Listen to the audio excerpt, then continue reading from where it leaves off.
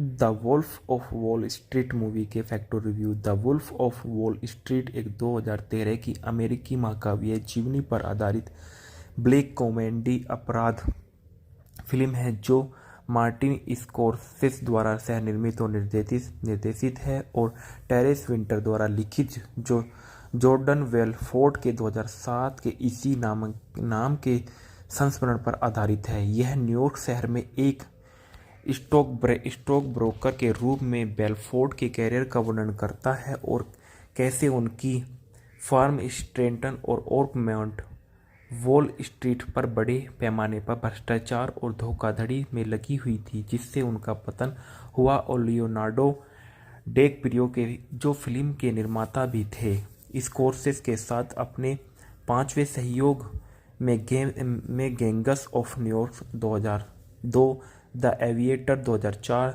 The departed 2006 और shutter island 2010 film में John हिल उनके बिजनेस पार्टनर और दोस्त डॉनी एजोएफ के रूप में, मार्गोट रॉबी उनकी दूसरी पत्नी, नाओमी लापागिलिया के रूप में एक Kyle Chandler FBI agent Patrick Denham के रूप में नजर आए। फिल्म के निर्देशक मार्टिन स्कोर्सेसे है। फिल्म की पटकथा टेरेस विंटर है। फिल्म आधारित है जॉर्डन बेलफोर्ट द्वारा The wolf of Wall Street वितरित किया गया।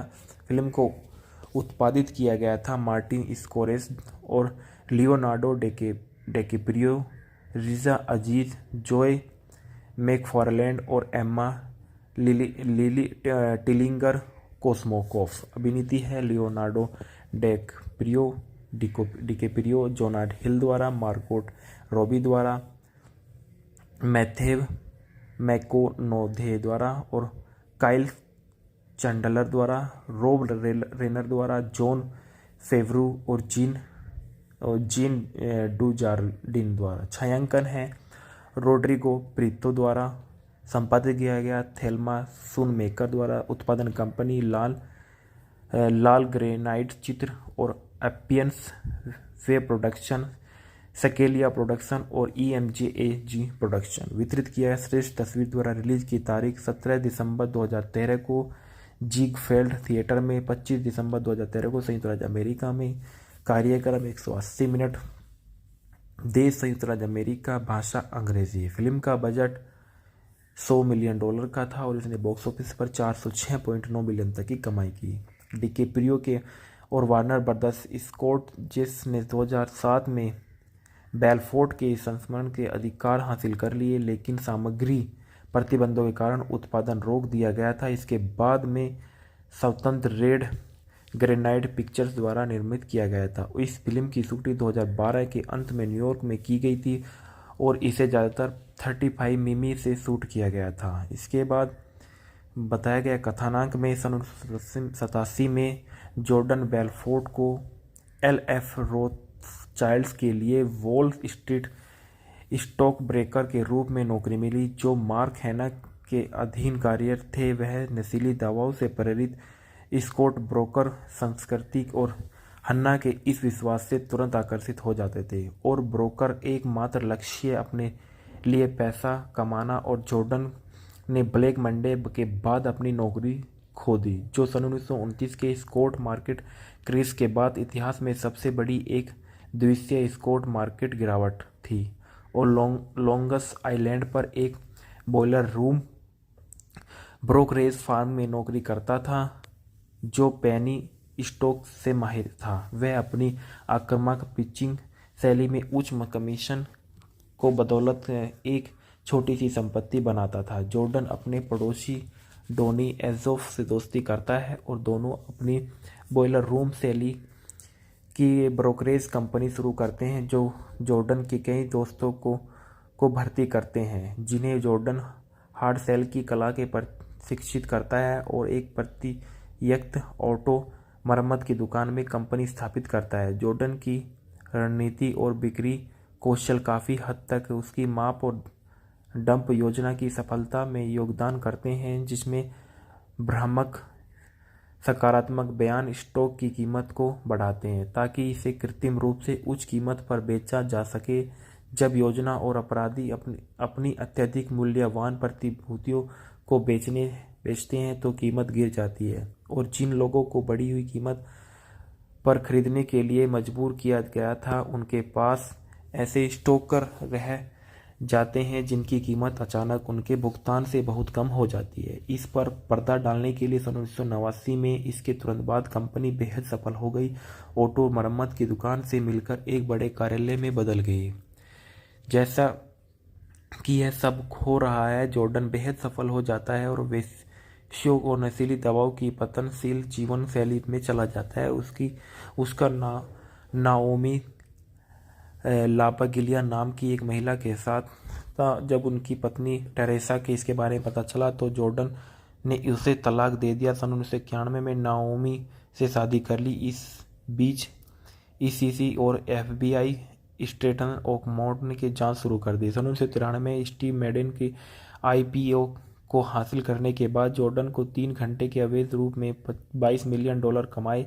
इससे उन्हें और उनकी कंपनियों को एफबीआई का ध्यान का आकर्षित होता है। पैसे के लेन देन के दौरान डोनी और ब्रेड के बीच सार्वजनिक रूप से तीखी बहस हो गई, जिसके परिणाम स्वरूप ब्रेड की गिरफ्तारी हुई और लेकिन डोनी भाग निकला। जॉर्डन को अपने निजी अन्वेषक को पता चला कि एफबीआई उसके फ़ोन को वायर टेपिंग कर रही है। अपने बेटे के डर से जॉर्डन के पिता उसे स्टेशन ऑटसन को छोड़ने के लिए शांत करने की सलाह देते हैं, जबकि जॉर्डन के वकील उसे जेल से बाहर रखने के लिए एक समझौते की बातचीत करते हैं। सन 1996 में जॉर्डन डोनी एक उनकी पत्नियां इटली की नौका यात्रा पर थे जब उन्हें पता चलता है कि एम्मा की मृत्यु हो गई और जॉर्डन अपना नाम बनाने के लिए खाता बचाने के लिए स्विट्जरलैंड चली गई। सन 1998 में सोरेल को एक अलग अपराध के लिए गिरफ्तार किया गया और उसने एफबीआई को जॉर्डन के बारे में सूचित किया। चूंकि उसके खिलाफ सबूत प्रचुर मात्रा में थे, इसलिए जॉर्डन उदारता से बदलने के लिए अपने सहयोगियों पर सबूत इकट्ठा करने के लिए सहमत हो गया। नाओमी जॉर्डन से कहती है कि वह उसे तलाक दे रही है और अपनी बेटी और नवजात बेटे से पूरी तरह कस्टडी चाहती है।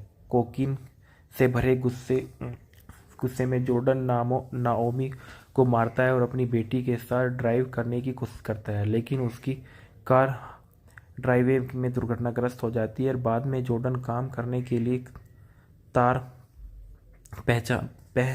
पहनता है, लेकिन डोनी को चेतावनी देते हुए कि नोट देता है कि एफबीआई को इसका पता चलता है। जॉर्डन को गिरफ्तार करता है और स्ट्रेट ओक मोड का छापा मारता है, उसे बंद कर देता है और अपने समझौते का उल्लंघन करने के बावजूद जॉर्डन को अपनी गवाही के लिए न्यूनतम सुरक्षा जेल में 36 महीने तक कम सज़ा मिलती है। 22 महीने की सज़ा के बाद 2000 में रिहा कर दिया जाता है और अपनी रिहाई के बाद जॉर्डन बिक्री तकनीकों पर सेमिनार की मेजबानी करके अपना जीवन यापन करता है। ढालना में देखा गया जॉर्डन बेलफोर्ड के रूप में लियोनार्डो डिकैप्रियो ने किरदार निभाया है। डोनी एफोस के रूप में जो नाहल हिल ने किरदार निभाया है। नाओमी लापगिलिया के रूप में मार्गोट रॉबी ने किरदार निभाया है। एफबीआई एजेंट पैट्रिक डेनहम के रूप में काइल चैडलर ने किरदार निभाया है। मैक्स बेलफोर्ड के रूप में रॉब रेनर ने किरदार निभाया। ब्रेड बोर्डनिक के रूप में जॉन बर्नथल ने किरदार निभाया। मार्क हैना के रूप में मैथ्यू मैककोनादी ने किरदार निभाया। मैनी रिस्किन के रूप में जॉन फेवरियो ने किरदार निभाया। जीन जैक्सन सोरेल के रूप में किरदार निभाते हुए नजर आई। आंटी एम्मा के रूप में जोआना लुमली ने किरदार निभाया। ट्रेसा पेट्रोलिया के रूप में क्रिस्टिन मिलियोटी ने किरदार निभाया। लील बेल हॉट के रूप में क्रिस्टिन एबसोर्ल ने किरदार निभाया। कैप्टन डेट बीचम के रूप में सिया विघम ने किरदार निभाया। चेटल बोर्डनिक के रूप में कैटरीना कैस ने किरदार निभाया। किमी बेल्जर के रूप में स्टेफनी कर्ट जुबा ने किरदार निभाया। निक्की कोस्टकॉफ के रूप में पीजे बर्न ने किरदार निभाया। चेस्टर मिंग के रूप में कैनेथ चोई ने किरदार निभाया। रॉबी फिनबर्ग के रूप में ब्रायन सेका ने किरदार निभाया। एल्डन कुफरबर्ग के रूप में हेनरी जेब्रोस्की ने किरदार निभाया। टोबी वेल्च के रूप में एथन सुपली ने किरदार निभाया। स्टीव मैडेन के रूप में जैक हॉफमैन ने किरदार निभाया। हिल्डी एज़ोफ के रूप में मैकेजी मीहान ने किरदार निभाया। एक गायिका के रूप में नताशा कोजिक नजर आई थी, जो डाइटल खुद के रूप में नजर आए। जॉन स्पेनोगाटी निकोलस के रूप में नजर आए थे। जेनेट के रूप में आया केस नजर आए और ओकलैंड स्ट्रेट लाइन होस्ट के रूप में जॉर्डन बेलफोर्ट नजर आए। FBI एजेंट के रूप में कैथलीन कार्टी नजर आए। जेरी फोगेल के रूप में स्टीफन कुनकेन नजर आए। पीटर डेब्लासियो के रूप में बैरी रोथबर्ट नजर आए। वेटर के रूप में वेलकर वाइट नजर आए। जिप के रूप में डैनी फ्लेहर्टी नजर आए। एजेंट हाउजेस के रूप में डेट ग्रिफिन नजर आए। निवेशक केंद्र दलाल के रूप में स्टीवन बोयर और डैनी एबेस्कर नजर आए। लुकास सोलेमन के रूप में जेसी मैकेंजी नजर आए। रोसेल एप्पलबाम के रूप में एशली एटकिंसन नजर आए। स्काइलार बेलफोर्ट जॉर्डन की और नाओमी की बेटी के रूप में गिजेल इसेनबर्ग नजर आए। बोटी स्टेटन ब्रोकर के रूप में थॉमस मिडल डिच नजर आए। फ्रान लेबोर्ड विटज मानवीय सामंथा स्टोक के रूप में नजर आए। डेवन के रूप में स्पाइक जोंस बिना सरे नजर आए थे। The wolf of Wall Street movie के factor review. The wolf of Wall Street एक 2013 की अमेरिकी महाकाव्य जीवनी पर आधारित ब्लैक कॉमेडी अपराध फिल्म है जो मार्टिन स्कोर्सेसे द्वारा सह निर्मित और निर्देशित है और टेरेस विंटर द्वारा लिखित, जो जॉर्डन बेलफोर्ट के 2007 के इसी नाम के संस्मरण पर आधारित है। यह न्यूयॉर्क शहर में एक स्टॉक ब्रोकर के रूप में बेलफोर्ट के कैरियर का वर्णन करता है और कैसे उनकी फार्म स्ट्रेंटन और ओकमोंट वॉल स्ट्रीट पर बड़े पैमाने पर भ्रष्टाचार और धोखाधड़ी में लगी हुई थी, जिससे उनका पतन हुआ। और लियोनार्डो डिकैप्रियो के जो फिल्म के निर्माता भी थे, स्कोर्सेसे के साथ अपने 5वें सहयोग में gangs of New York 2002, the aviator 2004, the departed 2006 और शटर आइलैंड 2010 फिल्म में जॉन हिल उनके बिजनेस पार्टनर और दोस्त डोनी एजोएफ के रूप में, मार्गोट रॉबी उनकी दूसरी पत्नी, नाओमी लापागिलिया के रूप में एक Kyle Chandler FBI agent पोट्रिक Denham के रूप में नजर आए। फिल्म के निर्देशन मार्टिन स्कोर्सेसे है। फिल्म की पटकथा टेरेस विंटर है। फिल्म आधारित है जॉर्डन बेलफोर्ट द्वारा The wolf of Wall Street वितरित किया गया। फिल्म को उत्पादित किया गया था मार्टिन स्कोर्सेसे और Leonardo DiCaprio, Riza Aziz, Joey McFarland और एम्मा लिली टिलिंगर कोस्मोकोफ। अभिनीति है लियोनार्डो डिकैप्रियो, जोनाथ हिल द्वारा, मार्गोट रॉबी द्वारा, मैथेव मैकोनोधे द्वारा और काइल चैंडलर द्वारा, रोब रेनर द्वारा, जॉन फेवरू और जीन डुजार्डिन द्वारा। छायांकन है रोड्रिगो प्रीतो द्वारा।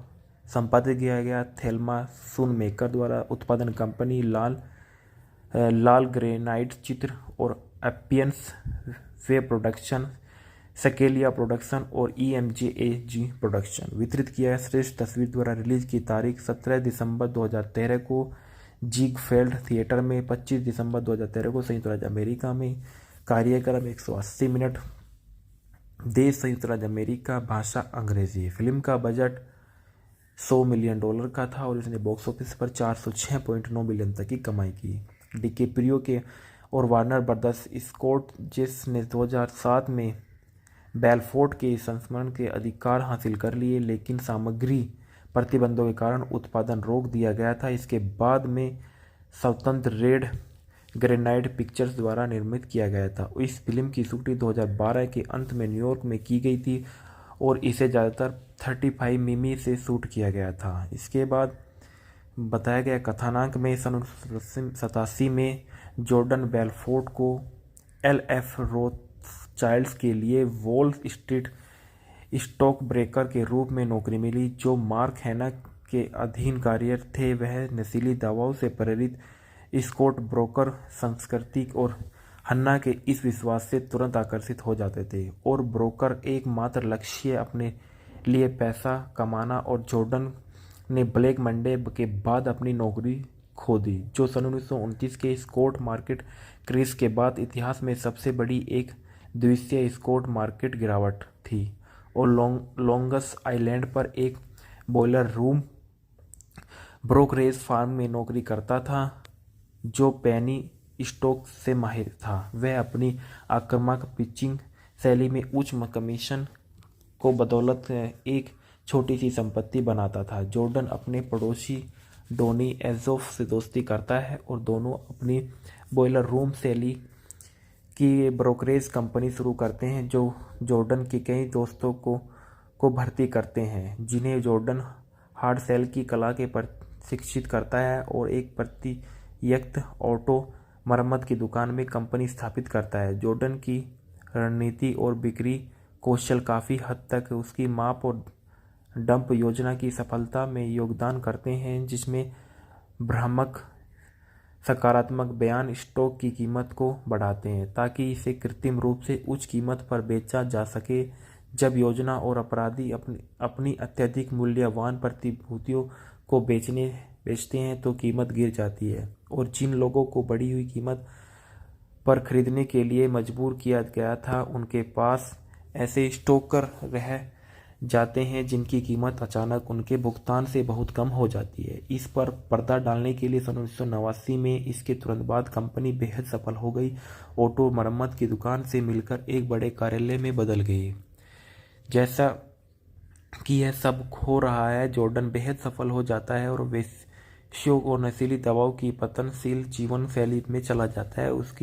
उसका नाओमी लापागिलिया नाम की एक महिला के साथ था। जब उनकी पत्नी टेरेसा के इसके बारे में पता चला तो जॉर्डन ने उसे तलाक दे दिया। सन 1991 में नाओमी से शादी कर ली। इस बीच ईसीसी और एफबीआई स्टेटन ओकमोड की जांच शुरू कर दी। सन 1993 में स्टीव मैडेन की आईपीओ को हासिल करने के बाद जॉर्डन को 3 घंटे के अवैध रूप में $22 मिलियन कमाए। इससे उन्हें और उनकी कंपनियों को एफबीआई का ध्यान का आकर्षित होता है। पैसे के लेन देन के दौरान डोनी और ब्रेड के बीच सार्वजनिक रूप से तीखी बहस हो गई, जिसके परिणाम स्वरूप ब्रेड की गिरफ्तारी हुई और लेकिन डोनी भाग निकला। जॉर्डन को अपने निजी अन्वेषक को पता चला कि एफबीआई उसके फ़ोन को वायर टेपिंग कर रही है। अपने बेटे के डर से जॉर्डन के पिता उसे स्टेशन ओक ऑटसन को छोड़ने के लिए शांत करने की सलाह देते हैं, जबकि जॉर्डन के वकील उसे जेल से बाहर रखने के लिए एक समझौते की बातचीत करते हैं। सन 1996 में जॉर्डन डोनी उनकी पत्नियां इटली की नौका यात्रा पर थे जब उन्हें पता चलता है कि एम्मा की मृत्यु हो गई और जॉर्डन अपना नाम बनाने के लिए खाता बचाने के लिए स्विट्जरलैंड चली गई। सन 1998 में सोरेल को एक अलग अपराध के लिए गिरफ्तार किया गया और उसने एफबीआई को जॉर्डन के बारे में सूचित किया। चूंकि उसके खिलाफ सबूत प्रचुर मात्रा में थे, इसलिए जॉर्डन उदारता से बदलने के लिए अपने सहयोगियों पर सबूत इकट्ठा करने के लिए सहमत हो गया। नाओमी जॉर्डन से कहती है कि वह उसे तलाक दे रही है और अपनी बेटी और नवजात बेटे से पूरी तरह कस्टडी चाहती है। कोकीन से भरे गुस्से में जॉर्डन नाओमी को मारता है और अपनी बेटी के साथ ड्राइव करने की कोशिश करता है, लेकिन उसकी कार ड्राइववे में दुर्घटनाग्रस्त हो जाती है। बाद में जॉर्डन काम करने के लिए तार पहनता है, लेकिन डोनी को चेतावनी देते हुए कि नोट देता है कि एफबीआई को इसका पता चलता है। जॉर्डन को गिरफ्तार करता है और स्ट्रेट ओक मोड का छापा मारता है, उसे बंद कर देता है और अपने समझौते का उल्लंघन करने के बावजूद जॉर्डन को अपनी गवाही के लिए न्यूनतम सुरक्षा जेल में 36 महीने तक कम सज़ा मिलती है। 22 महीने की सज़ा के बाद 2000 में रिहा कर दिया जाता है और अपनी रिहाई के बाद जॉर्डन बिक्री तकनीकों पर सेमिनार की मेजबानी करके अपना जीवन यापन करता है। ढालना में देखा गया जॉर्डन बेलफोर्ड के रूप में लियोनार्डो डिकैप्रियो ने किरदार निभाया है। डोनी एफोस के रूप में जो नाहल हिल ने किरदार निभाया है। नाओमी लापगिलिया के रूप में मार्गोट रॉबी ने किरदार निभाया है। एफबीआई एजेंट पैट्रिक डेनहम के रूप में काइल चैडलर ने किरदार निभाया है। मैक्स बेलफोर्ड के रूप में रोब रेनर ने किरदार निभाया। ब्रैड बोर्डनिक के रूप में जॉन बर्नथल ने किरदार निभाया। मार्क हैना के रूप में मैथ्यू मैककोनादी ने किरदार निभाया। मैनी रिस्किन के रूप में जॉन फेवरियो ने किरदार निभाया। जीन डुजार्डिन जीन जैक्सन सोरेल के रूप में किरदार निभाते हुए नजर आई। आंटी एम्मा के रूप में जोआना लुमली ने किरदार निभाया। ट्रेसा पेट्रोलिया के रूप में क्रिस्टिन मिलियोटी ने किरदार निभाया। लील बेल हॉट के रूप में क्रिस्टिन एबसोर्ल ने किरदार निभाया। कैप्टन डेट बीचम के रूप में सिया विघम ने किरदार निभाया। चेटल बोर्डनिक के रूप में कैटरीना कैफ ने किरदार निभाया। किमी बेल्जर के रूप में स्टेफनी कर्ट जुबा ने किरदार निभाया। निक्की कोस्टकोफ के रूप में पीजे बर्न ने किरदार निभाया। चेस्टर मिंग के रूप में केनेथ चोई ने किरदार निभाया। रोबी फिनबर्ग के रूप में ब्रायन सेका ने किरदार निभाया। एल्डन कुफरबर्ग के रूप में हेनरी जेब्रोस्की ने किरदार निभाया। टोबी वेल्च के रूप में एथन सुपली ने किरदार निभाया। स्टीव मैडेन के रूप में जेक हॉफमैन ने किरदार निभाया।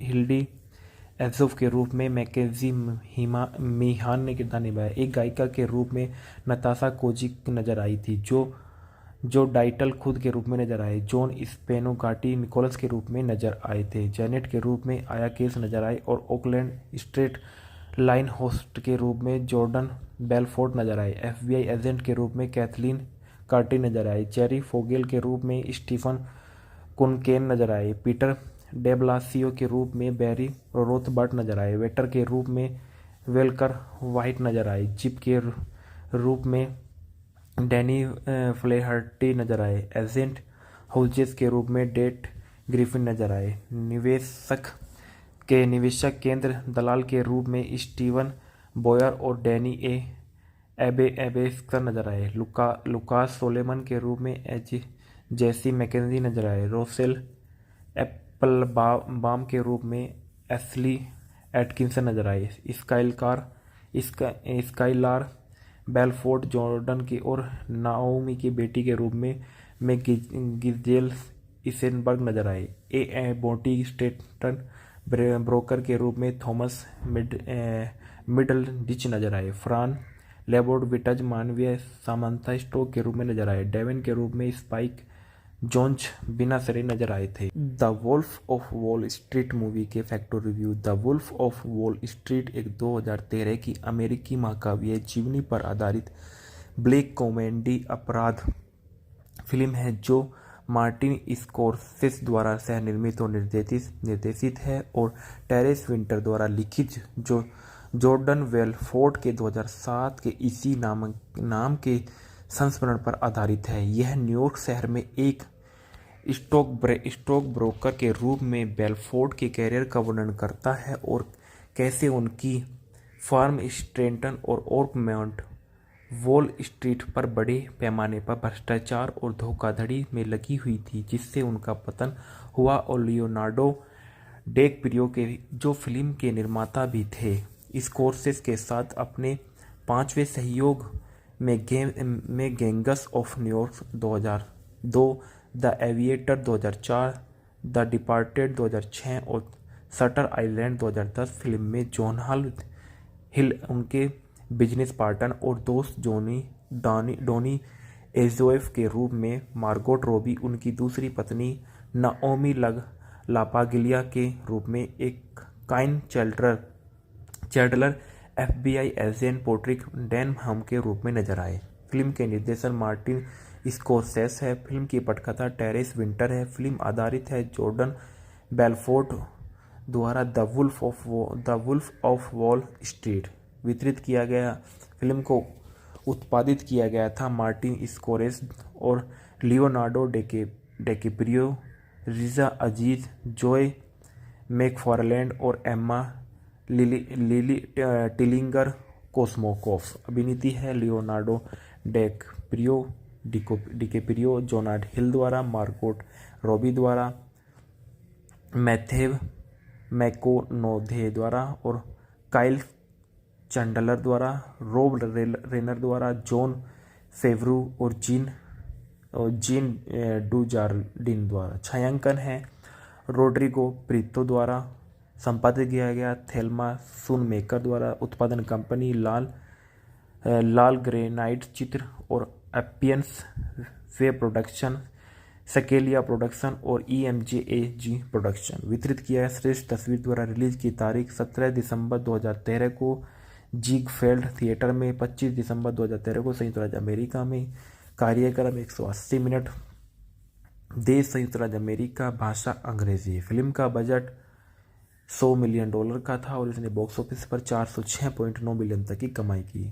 डिकेप्रियो के और वार्नर ब्रदर्स स्कॉट जिसने 2007 में बेलफोर्ट के संस्मरण के अधिकार हासिल कर लिए, लेकिन सामग्री प्रतिबंधों के कारण उत्पादन रोक दिया गया था। इसके बाद में स्वतंत्र रेड ग्रेनाइट पिक्चर्स द्वारा निर्मित किया गया था। इस फिल्म की शूटिंग 2012 के अंत में न्यूयॉर्क में की गई थी और इसे ज़्यादातर 35 मिमी से शूट किया गया था। इसके बाद बताया गया कथानक में 1987 में जॉर्डन बेलफोर्ट को LF रोथचाइल्ड्स के लिए वॉल स्ट्रीट स्टॉक ब्रेकर के रूप में नौकरी मिली। जो मार्क हैनक के अधीन कार्यरत थे, वह नशीली दवाओं से प्रेरित स्कॉट ब्रोकर संस्कृति और हन्ना के इस विश्वास से तुरंत आकर्षित हो जाते थे और ब्रोकर एकमात्र लक्ष्य अपने लिए पैसा कमाना। और जॉर्डन ने ब्लैक मंडे के बाद अपनी नौकरी खो दी, जो सन 1929 के स्कॉट मार्केट क्रेश के बाद इतिहास में सबसे बड़ी एक दिवसीय स्कॉट मार्केट गिरावट थी। और लॉन्गस आइलैंड पर एक बॉयलर रूम ब्रोकरेज फार्म में नौकरी करता था, जो पेनी स्टॉक से माहिर था। वह अपनी आक्रामक पिचिंग शैली में उच्च कमीशन को बदौलत एक छोटी सी संपत्ति बनाता था। जॉर्डन अपने पड़ोसी डोनी एजोफ से दोस्ती करता है और दोनों अपनी बॉयलर रूम शैली की ब्रोकरेज कंपनी शुरू करते हैं, जो जॉर्डन के कई दोस्तों को भर्ती करते हैं, जिन्हें जॉर्डन हार्ड सेल की कला के प्रशिक्षित करता है और एक प्रत्यक्ष ऑटो मरम्मत की दुकान में कंपनी स्थापित करता है। जॉर्डन की रणनीति और बिक्री कौशल काफ़ी हद तक उसकी माप और डंप योजना की सफलता में योगदान करते हैं, जिसमें भ्रामक सकारात्मक बयान स्टॉक की कीमत को बढ़ाते हैं ताकि इसे कृत्रिम रूप से उच्च कीमत पर बेचा जा सके। जब योजना और अपराधी अपनी अत्यधिक मूल्यवान प्रतिभूतियों को बेचते हैं तो कीमत गिर जाती है और जिन लोगों को बढ़ी हुई कीमत पर खरीदने के लिए मजबूर किया गया था, उनके पास ऐसे स्टॉकर रह जाते हैं जिनकी कीमत अचानक उनके भुगतान से बहुत कम हो जाती है। इस पर पर्दा डालने के लिए सन 1989 में इसके तुरंत बाद कंपनी बेहद सफल हो गई। ऑटो मरम्मत की दुकान से मिलकर एक बड़े कार्यालय में बदल गई। जैसा कि यह सब हो रहा है, जॉर्डन बेहद सफल हो जाता है और वेश्यों और नशीली दवाओं की पतनशील जीवन शैली में चला जाता है। उसका नाओमी लापागिलिया नाम की एक महिला के साथ था। जब उनकी पत्नी टेरेसा के इसके बारे में पता चला तो जॉर्डन ने उसे तलाक दे दिया। सन 1991 में नाओमी से शादी कर ली। इस बीच ECC और FBI स्टेटन ओकमोट ने जांच शुरू कर दी। सन 1993 में स्टीव मैडेन की IPO को हासिल करने के बाद जॉर्डन को 3 घंटे के अवैध रूप में $22 मिलियन कमाए। इससे उन्हें और उनकी कंपनी को FBI का ध्यान का आकर्षित होता है। पैसे के लेन देन के दौरान डोनी और ब्रेड के बीच सार्वजनिक रूप से तीखी बहस हो गई, जिसके परिणाम स्वरूप ब्रेड की गिरफ्तारी हुई लेकिन डोनी भाग निकला। जॉर्डन को अपने निजी अन्वेषक को पता चला कि FBI उसके फ़ोन को वायर टेपिंग कर रही है। अपने बेटे के डर से जॉर्डन के पिता उसे स्टेशन ऑटसन को छोड़ने के लिए शांत करने की सलाह देते हैं, जबकि जॉर्डन के वकील उसे जेल से बाहर रखने के लिए एक समझौते की बातचीत करते हैं। सन 1996 में जॉर्डन डोनी उनकी पत्नियां इटली की नौका यात्रा पर थे जब उन्हें पता चलता है कि एम्मा की मृत्यु हो गई और जॉर्डन अपना नाम बनाने के लिए खाता बचाने के लिए स्विट्जरलैंड चली गई। सन 1998 में सोरेल को एक अलग अपराध के लिए गिरफ्तार किया गया और उसने एफबीआई को जॉर्डन के बारे में सूचित किया। चूंकि उसके खिलाफ सबूत प्रचुर मात्रा में थे, इसलिए जॉर्डन उदारता से बदलने के लिए अपने सहयोगियों पर सबूत इकट्ठा करने के लिए सहमत हो गया। नाओमी जॉर्डन से कहती है कि वह उसे तलाक दे रही है और अपनी बेटी और नवजात बेटे से पूरी तरह कस्टडी चाहती है। कोकीन से भरे गुस्से में जॉर्डन नाओमी को मारता है और अपनी बेटी के साथ ड्राइव करने की कोशिश करता है, लेकिन उसकी कार ड्राइववे में दुर्घटनाग्रस्त हो जाती है। बाद में जॉर्डन काम करने के लिए तार पहनता है, लेकिन डोनी को चेतावनी देते हुए कि नोट देता है कि एफबीआई को इसका पता चलता है। जॉर्डन को गिरफ्तार करता है और स्ट्रेट ओक मोड का छापा मारता है, उसे बंद कर देता है और अपने समझौते का उल्लंघन करने के बावजूद जॉर्डन को अपनी गवाही के लिए न्यूनतम सुरक्षा जेल में 36 महीने तक कम सज़ा मिलती है। 22 महीने की सज़ा के बाद 2000 में रिहा कर दिया जाता है और अपनी रिहाई के बाद जॉर्डन बिक्री तकनीकों पर सेमिनार की मेजबानी करके अपना जीवन यापन करता है। ढालना में देखा गया जॉर्डन बेलफोर्ड के रूप में लियोनार्डो डिकैप्रियो ने किरदार निभाया है। डोनी एफोस के रूप में जो नहाल हिल ने किरदार निभाया है। नाओमी लाबगिलिया के रूप में मार्गोट रॉबी ने किरदार निभाया है। एफबीआई एजेंट पैट्रिक डेनहम के रूप में काइल चैडलर ने किरदार निभाया है। मैक्स बेलफोर्ड के रूप में रॉब रेनर ने किरदार निभाया। ब्रैड बोर्डनिक के रूप में जॉन बर्नथल ने किरदार निभाया। मार्क हैना के रूप में मैथ्यू मैककोनादी ने किरदार निभाया है। मैनी रिस्किन के रूप में जॉन फेवरियो ने किरदार निभाया है। जीन जैक्सन सोरेल के रूप में किरदार निभाते हुए नजर आई। आंटी एम्मा के रूप में जोआना लुमली ने किरदार निभाया। ट्रेसा पेट्रोलिया के रूप में क्रिस्टिन मिलियोटी ने किरदार निभाया। लील बेल हॉट के रूप में क्रिस्टिन एबसोर्ल ने किरदार निभाया। कैप्टन डेट बीचम के रूप में सिया विघम ने किरदार निभाया। चेटल बोर्डनिक के रूप में कैटरीना कैफ ने किरदार निभाया। किमी बेल्जर के रूप में स्टेफनी कर्ट जुबा ने किरदार निभाया। निक्की कोस्टकॉफ के रूप में पीजे बर्न ने किरदार निभाया। चेस्टर मिंग के रूप में कैनेथ चोई ने किरदार निभाया। रोबी फिनबर्ग के रूप में ब्रायन सेका ने किरदार निभाया। एल्डन कुफरबर्ग के रूप में हेनरी जेब्रोस्की ने किरदार निभाया। टोबी वेल्च के रूप में एथन सुपली ने किरदार निभाया। स्टीव मैडेन के रूप में जेक हॉफमैन ने किरदार निभाया। हिल्डी एजोफ के रूप में मैकेजी मीहान ने किरदार निभाया। एक गायिका के रूप में नताशा कोजिक नजर आई थी, जो डाइटल खुद के रूप में नजर आए। जॉन स्पेनोगाटी निकोलस के रूप में नजर आए थे। जेनेट के रूप में आया केस नजर आई और ओकलैंड स्ट्रेट लाइन होस्ट के रूप में जॉर्डन बेलफोर्ड नजर आए। एफबीआई एजेंट के रूप में कैथलीन कार्टी नजर आई। जेरी फोगेल के रूप में स्टीफन कुनकेन नजर आए। पीटर डेब्लासियो के रूप में बैरी रोथबर्ट नजर आए। वेटर के रूप में वेलकर वाइट नजर आए। जिप के रूप में डैनी फ्लेहर्टी नजर आए। एजेंट हाउजेस के रूप में डेट ग्रिफिन नजर आए। निवेशक केंद्र दलाल के रूप में स्टीवन बॉयर और डैनी एबेस्कर नजर आए। लुकास सोलेमन के रूप में जेसी मैकेंजी नजर आए। रोसेल एप्पलबाम के रूप में एस्ली एटकिंसन नजर आए।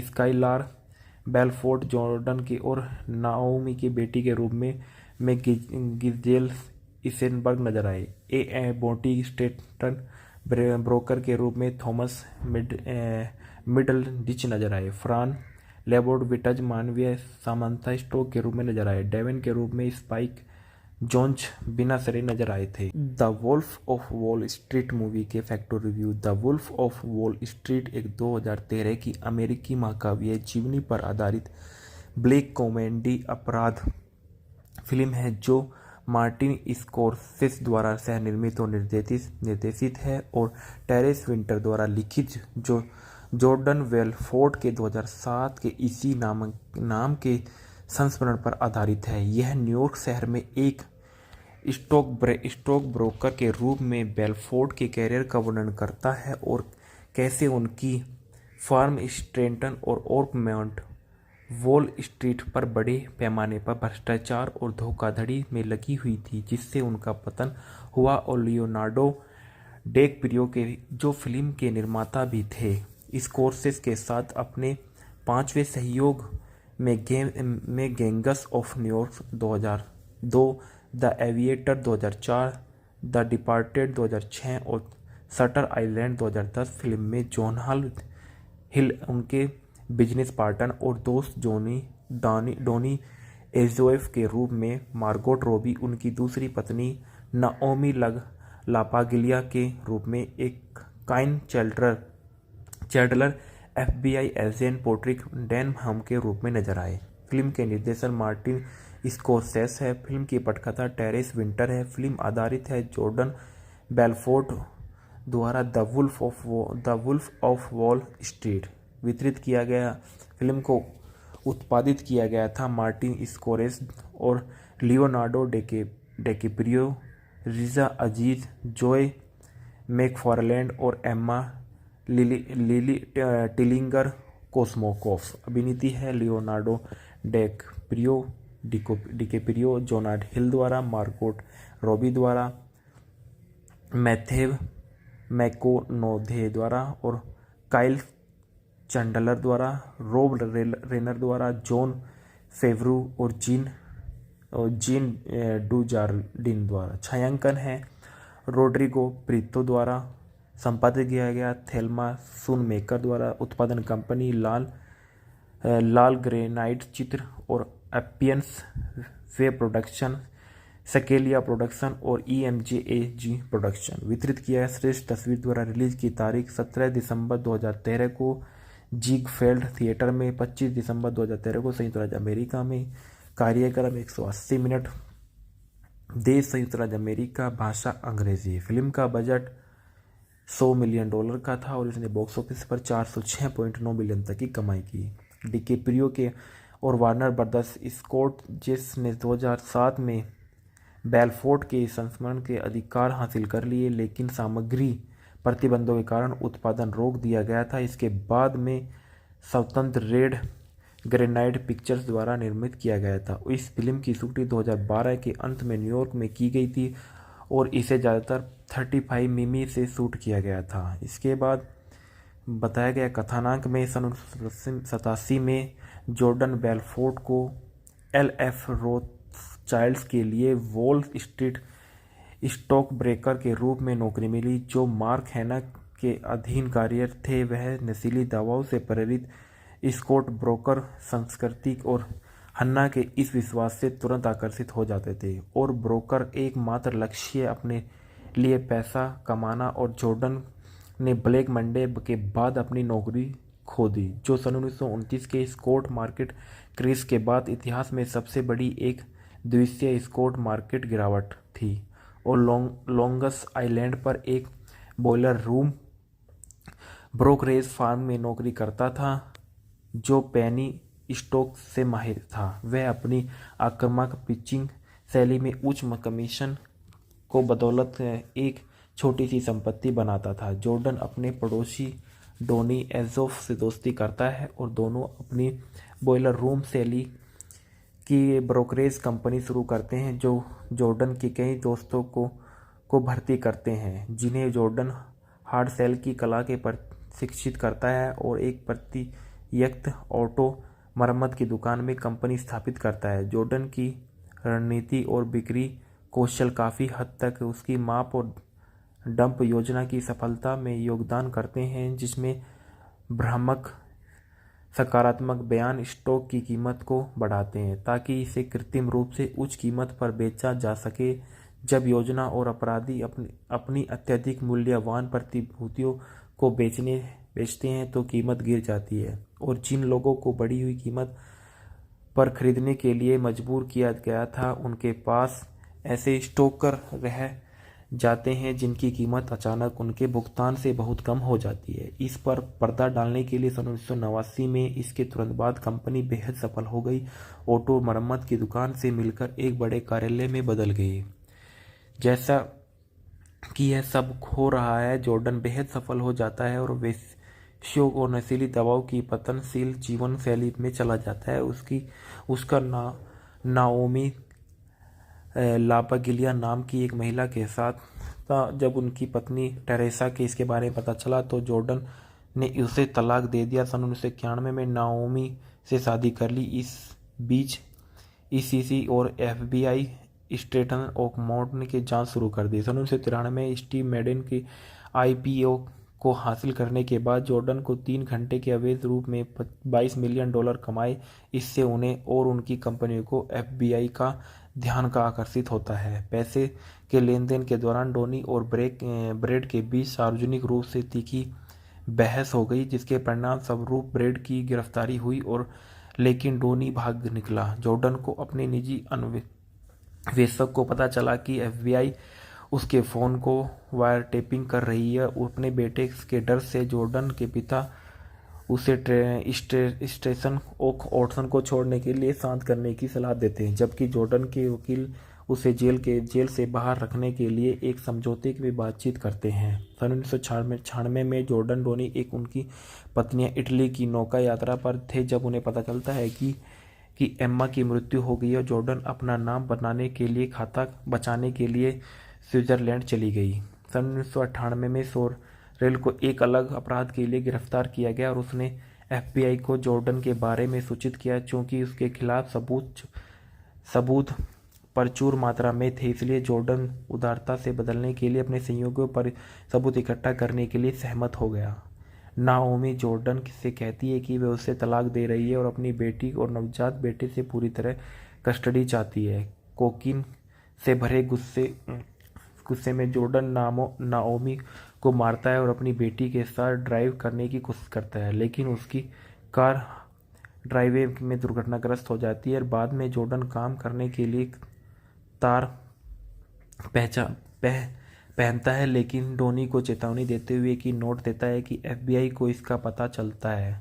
जॉर्डन को गिरफ्तार करता है और स्ट्रेट ओक मोड का छापा मारता है, उसे बंद कर देता है और अपने समझौते का उल्लंघन करने के बावजूद जॉर्डन को अपनी गवाही के लिए न्यूनतम सुरक्षा जेल में 36 महीने तक कम सज़ा मिलती है। 22 महीने की सज़ा के बाद 2000 में रिहा कर दिया जाता है और अपनी रिहाई के बाद जॉर्डन बिक्री तकनीकों पर सेमिनार की मेजबानी करके अपना जीवन यापन करता है। ढालना में देखा गया जॉर्डन बेलफोर्ट के रूप में लियोनार्डो डिकैप्रियो ने किरदार निभाया है। डोनी एफोस के रूप में जो नहाल हिल ने किरदार निभाया है। नाओमी लापगिलिया के रूप में मार्गोट रॉबी ने किरदार निभाया है। एफबीआई एजेंट पैट्रिक डेनहम के रूप में काइल चैडलर ने किरदार निभाया है। मैक्स बेलफोर्ट के रूप में रॉब रेनर ने किरदार निभाया। ब्रेड बोर्डनिक के रूप में जॉन बर्नथल ने किरदार निभाया। मार्क हैना के रूप में मैथ्यू मैककोनादी ने किरदार निभाया। मैनी रिस्किन के रूप में जॉन फेवरियो ने किरदार निभाया। जीन जैक्सन सोरेल के रूप में किरदार निभाते हुए नजर आई। आंटी एम्मा के रूप में जोआना लुमली ने किरदार निभाया। ट्रेसा पेट्रोलिया के रूप में क्रिस्टिन मिलियोटी ने किरदार निभाया। लील बेल हॉट के रूप में क्रिस्टिन एबसोर्ल ने किरदार निभाया। कैप्टन डेट बीचम के रूप में सिया विघम ने किरदार निभाया। चेटल बोर्डनिक के रूप में कैटरीना कैफ ने किरदार निभाया। किमी बेल्जर के रूप में स्टेफनी कर्ट जुबा ने किरदार निभाया। निक्की कोस्टकोफ के रूप में पीजे बर्न ने किरदार निभाया। चेस्टर मिंग के रूप में केनेथ चोई ने किरदार निभाया। रोबी फिनबर्ग के रूप में ब्रायन सेका ने किरदार निभाया। एल्डन कुफरबर्ग के रूप में हेनरी जेब्रोस्की ने किरदार निभाया। टोबी वेल्च के रूप में एथन सुपली ने किरदार निभाया। स्टीव मैडेन के रूप में जैक हॉफमैन ने किरदार निभाया। हिल्डी एजोफ के रूप में मैकेजी मीहान ने किरदार निभाया। एक गायिका के रूप में नताशा कोजिक नजर आई थी, जो डाइटल खुद के रूप में नजर आए। जॉन स्पेनोगाटी निकोलस के रूप में नजर आए थे। जेनेट के रूप में आया केस नजर आए और ओकलैंड स्ट्रेट लाइन होस्ट के रूप में जॉर्डन बेलफोर्ट नजर आए। एफबीआई एजेंट के रूप में कैथलीन कार्टी नजर आई। जेरी फोगेल के रूप में स्टीफन कुनकेन नजर आए। पीटर डेब्लासियो के रूप में बैरी रोथबर्ट नजर आए, वेटर के रूप में वेलकर वाइट नजर आए, चिप के रूप में डैनी फ्लेहर्टी नजर आए, एजेंट हाउजेस के रूप में डेट ग्रिफिन नजर आए, निवेशक केंद्र दलाल के रूप में स्टीवन बॉयर और डैनी एबेस्कर नजर आए, लुकास सोलेमन के रूप में जेसी मैकेंजी नजर आए, रोसेल एप्पलबाम के रूप में एशली एटकिंसन नजर आए,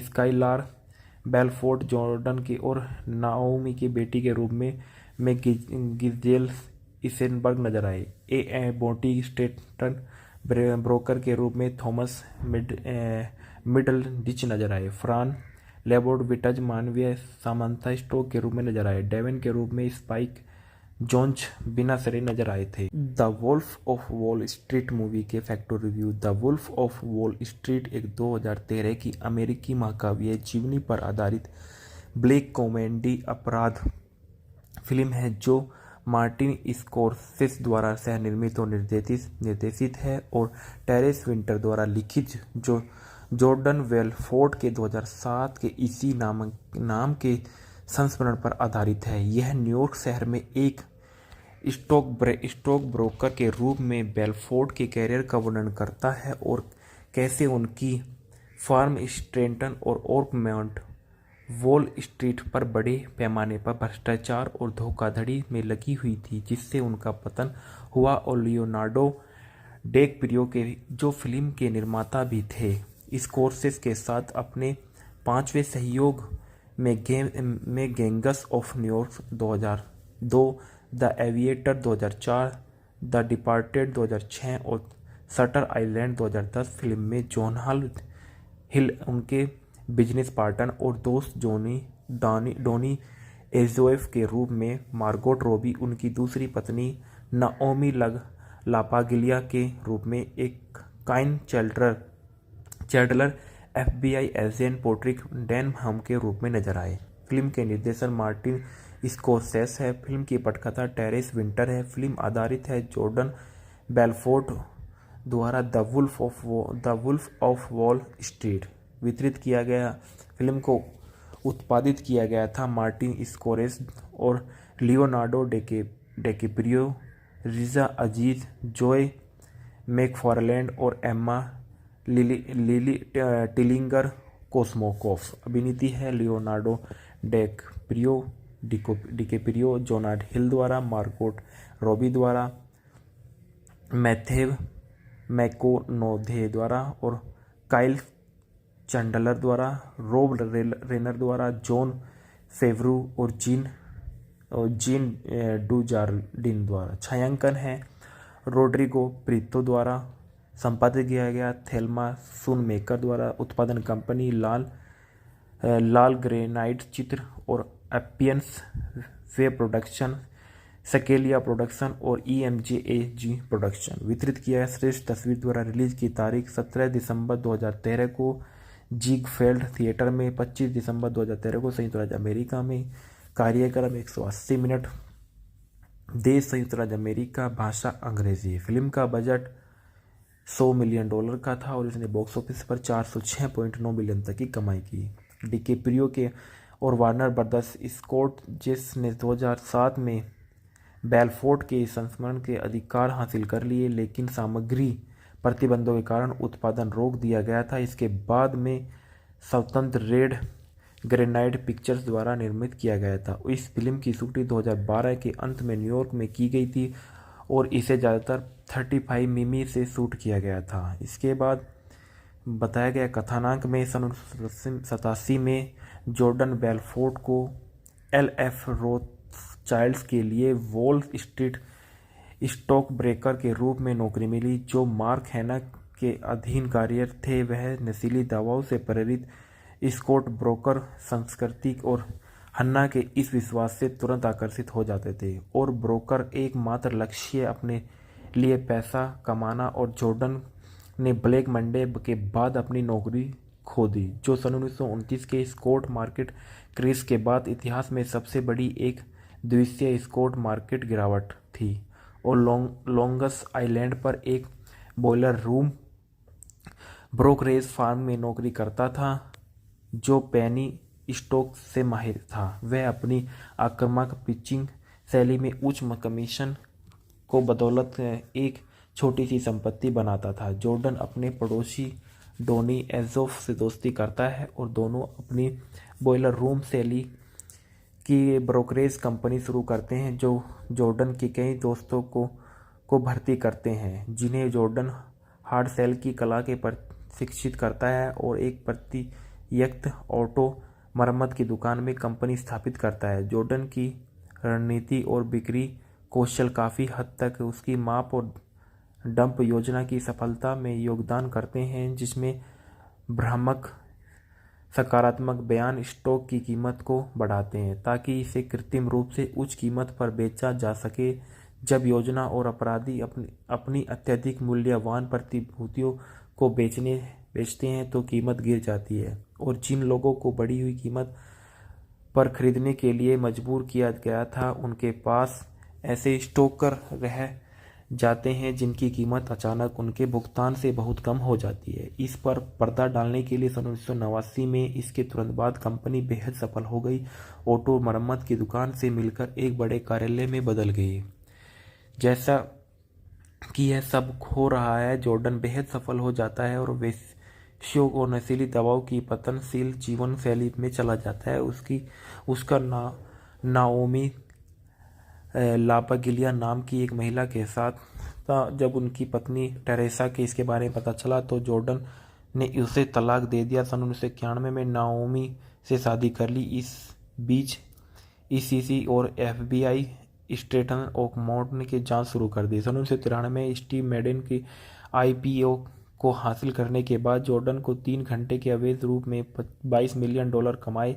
इससे उन्हें और उनकी कंपनियों को एफबीआई का ध्यान का आकर्षित होता है। पैसे के लेन देन के दौरान डोनी और ब्रेड के बीच सार्वजनिक रूप से तीखी बहस हो गई, जिसके परिणाम स्वरूप ब्रेड की गिरफ्तारी हुई लेकिन डोनी भाग निकला। जॉर्डन को अपने निजी अन्वेषक को पता चला कि एफबीआई उसके फ़ोन को वायर टेपिंग कर रही है। अपने बेटे के डर से जॉर्डन के पिता उसे स्टेशन ओक ऑटसन को छोड़ने के लिए शांत करने की सलाह देते हैं, जबकि जॉर्डन के वकील उसे जेल से बाहर रखने के लिए एक समझौते की बातचीत करते हैं। सन 1996 में जॉर्डन डोनी उनकी पत्नियां इटली की नौका यात्रा पर थे जब उन्हें पता चलता है कि एम्मा की मृत्यु हो गई और जॉर्डन अपना नाम बनाने के लिए खाता बचाने के लिए स्विट्जरलैंड चली गई।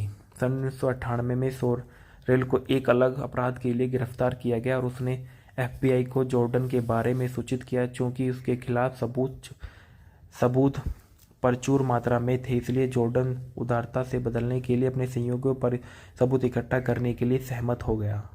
नाओमी जॉर्डन से कहती है कि वह उसे तलाक दे रही है और अपनी बेटी और नवजात बेटे से पूरी तरह कस्टडी चाहती है। कोकीन से भरे गुस्से में जॉर्डन नाओमी को मारता है और अपनी बेटी के साथ ड्राइव करने की कोशिश करता है, लेकिन उसकी कार ड्राइववे में दुर्घटनाग्रस्त हो जाती है। बाद में जॉर्डन काम करने के लिए तार पहनता है, लेकिन डोनी को चेतावनी देते हुए कि नोट देता है कि एफबीआई को इसका पता चलता है। जॉर्डन को गिरफ्तार करता है और स्ट्रेट ओक मोड का छापा मारता है, उसे बंद कर देता है और अपने समझौते का उल्लंघन करने के बावजूद जॉर्डन को अपनी गवाही के लिए न्यूनतम सुरक्षा जेल में 36 महीने तक कम सज़ा मिलती है। 22 महीने की सज़ा के बाद 2000 में रिहा कर दिया जाता है और अपनी रिहाई के बाद जॉर्डन बिक्री तकनीकों पर सेमिनार की मेजबानी करके अपना जीवन यापन करता है। ढालना में देखा गया जॉर्डन बेलफोर्ड के रूप में लियोनार्डो डिकैप्रियो ने किरदार निभाया है। डोनी एफोस के रूप में जो नहाल हिल ने किरदार निभाया है। नाओमी लापगिलिया के रूप में मार्गोट रॉबी ने किरदार निभाया है। एफबीआई एजेंट पैट्रिक डेनहम के रूप में काइल चैडलर ने किरदार निभाया है। मैक्स बेलफोर्ड के रूप में रॉब रेनर ने किरदार निभाया। ब्रेड बोर्डनिक के रूप में जॉन बर्नथल ने किरदार निभाया। मार्क हैना के रूप में मैथ्यू मैककोनादी ने किरदार निभाया। मैनी रिस्किन के रूप में जॉन फेवरियो ने किरदार निभाया है। जीन डुजार्डिन जीन जैक्सन सोरेल के रूप में किरदार निभाते हुए नजर आई। आंटी एम्मा के रूप में जोआना लुमली ने किरदार निभाया। ट्रेसा पेट्रोलिया के रूप में क्रिस्टिन मिलियोटी ने किरदार निभाया। लील बेल हॉट के रूप में क्रिस्टिन एबसोर्ल ने किरदार निभाया। कैप्टन डेट बीचम के रूप में सिया विघम ने किरदार निभाया। चेटल बोर्डनिक ने के रूप में कैटरीना कैफ ने किरदार निभाया।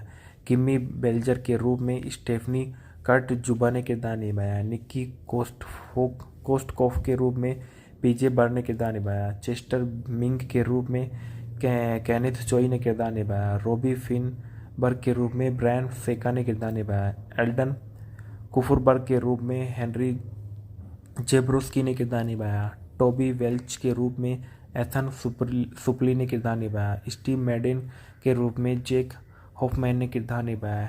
हिल्डी एजोफ के रूप में मैकेजी मीहान ने किरदार निभाया। एक गायिका के रूप में नताशा कोजिक नजर आई थी, जो डाइटल खुद के रूप में नजर आए। जॉन स्पेनोगाटी निकोलस के रूप में नजर आए थे। जेनेट के रूप में आया केस नजर आए और ओकलैंड स्ट्रेट लाइन होस्ट के रूप में जॉर्डन बेलफोर्ड नजर आए। FBI एजेंट के रूप में कैथलीन कार्टी नजर आए। जेरी फोगेल के रूप में स्टीफन कुनकेन नजर आए। पीटर डेब्लासियो के रूप में बैरी रोथबर्ट नजर आए। वेटर के रूप में वेलकर वाइट नजर आए। जिप के रूप में डैनी फ्लेहर्टी नजर आए। एजेंट हाउजेस के रूप में डेट ग्रिफिन नजर आए। निवेशक केंद्र दलाल के रूप में स्टीवन बॉयर और डैनी एबेस्कर नजर आए। लुकास सोलेमन के रूप में जेसी मैकेंजी नजर आए। रोसेल एप्पलबाम के रूप में एस्ली एटकिंसन नजर आए। स्काइलार बेलफोर्ड जॉर्डन की और नाओमी की बेटी के रूप में गिजेल इसेनबर्ग नजर आए। बोटी स्टेटन ब्रोकर के रूप में थॉमस मिडल डिच नजर आए। फ्रान लेबोर्ड विटज मानवीय सामंथा स्टोक के रूप में नजर आए। डेवन के रूप में स्पाइक जोन्स बिना सरे नजर आए थे। The wolf of Wall Street movie के factor review. The wolf of Wall Street एक 2013 की अमेरिकी महाकाव्य जीवनी पर आधारित ब्लैक कॉमेडी अपराध फिल्म है जो मार्टिन स्कोर्सेसे द्वारा सह निर्मित और निर्देशित है और टेरेस विंटर द्वारा लिखित, जो जॉर्डन बेलफोर्ड के 2007 के इसी नाम के संस्मरण पर आधारित है। यह न्यूयॉर्क शहर में एक स्टॉक ब्रोकर के रूप में बेलफोर्ड के कैरियर का वर्णन करता है और कैसे उनकी फार्म स्ट्रेंटन और ओर्कमौंट वॉल स्ट्रीट पर बड़े पैमाने पर भ्रष्टाचार और धोखाधड़ी में लगी हुई थी, जिससे उनका पतन हुआ। और लियोनार्डो डिकैप्रियो के जो फिल्म के निर्माता भी थे, स्कोर्सेसे के साथ अपने 5वें सहयोग में gangs of New York 2002, the aviator 2004, the departed 2006 और शटर आइलैंड 2010 फिल्म में जॉन हिल उनके बिजनेस पार्टनर और दोस्त डोनी एजोएफ के रूप में, मार्गोट रॉबी उनकी दूसरी पत्नी, नाओमी लापागिलिया के रूप में एक Kyle Chandler FBI agent पोट्रिक Denham के रूप में नजर आए। फिल्म के निर्देशन मार्टिन स्कोर्सेसे है। फिल्म की पटकथा टेरेस विंटर है। फिल्म आधारित है जॉर्डन बेलफोर्ड द्वारा The wolf of Wall Street वितरित किया गया।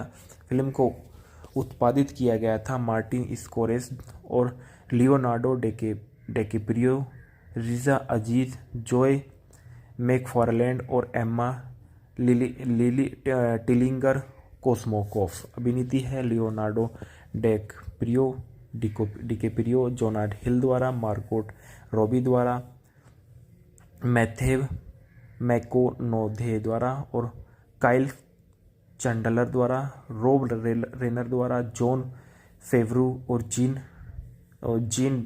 डुजार्डिन द्वारा। छायांकन है रोड्रिगो प्रीतो द्वारा। संपादित किया गया थेल्मा सूनमेकर द्वारा। उत्पादन कंपनी लाल ग्रेनाइट चित्र और एपियंस वे प्रोडक्शन। स्केलिया प्रोडक्शन और EMJAG प्रोडक्शन। वितरित किया गया श्रेष्ठ तस्वीर द्वारा रिलीज की तारीख 17 दिसंबर 2013 को जिगफेल्ड थिएटर में, 25 दिसंबर 2013 को संयुक्त राज्य अमेरिका में।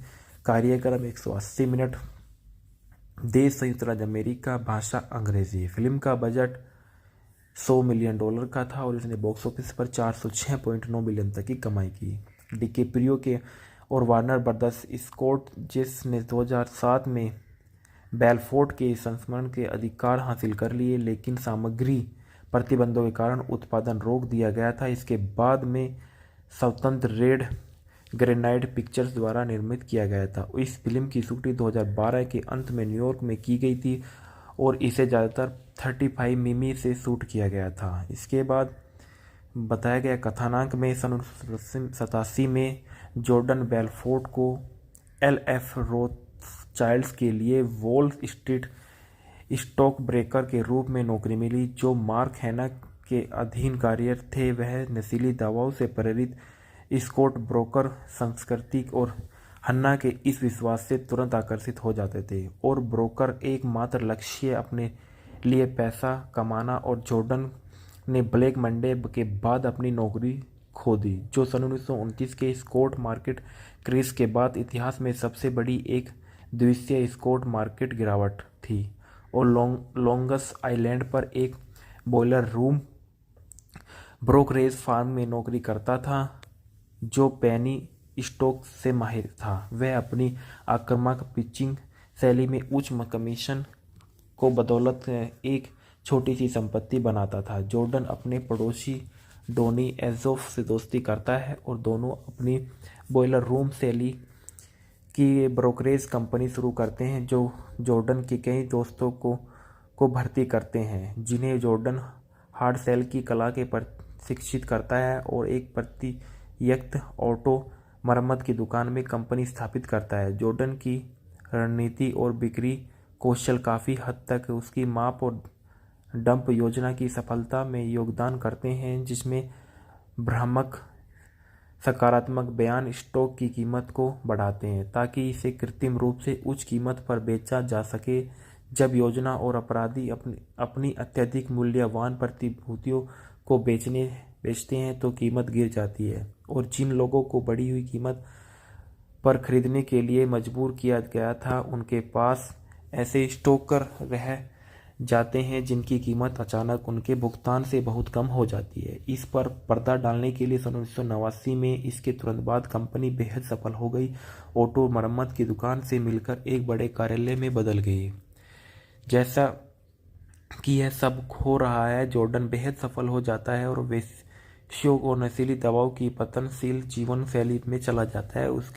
उसका नाओमी लापागिलिया नाम की एक महिला के साथ था। जब उनकी पत्नी टेरेसा के इसके बारे में पता चला तो जॉर्डन ने उसे तलाक दे दिया। सन 1991 में नाओमी से शादी कर ली। इस बीच ECC और FBI स्टेटन ओकमोड की जांच शुरू कर दी। सन 1993 में स्टीव मैडेन की IPO को हासिल करने के बाद जॉर्डन को 3 घंटे के अवैध रूप में $22 मिलियन कमाए।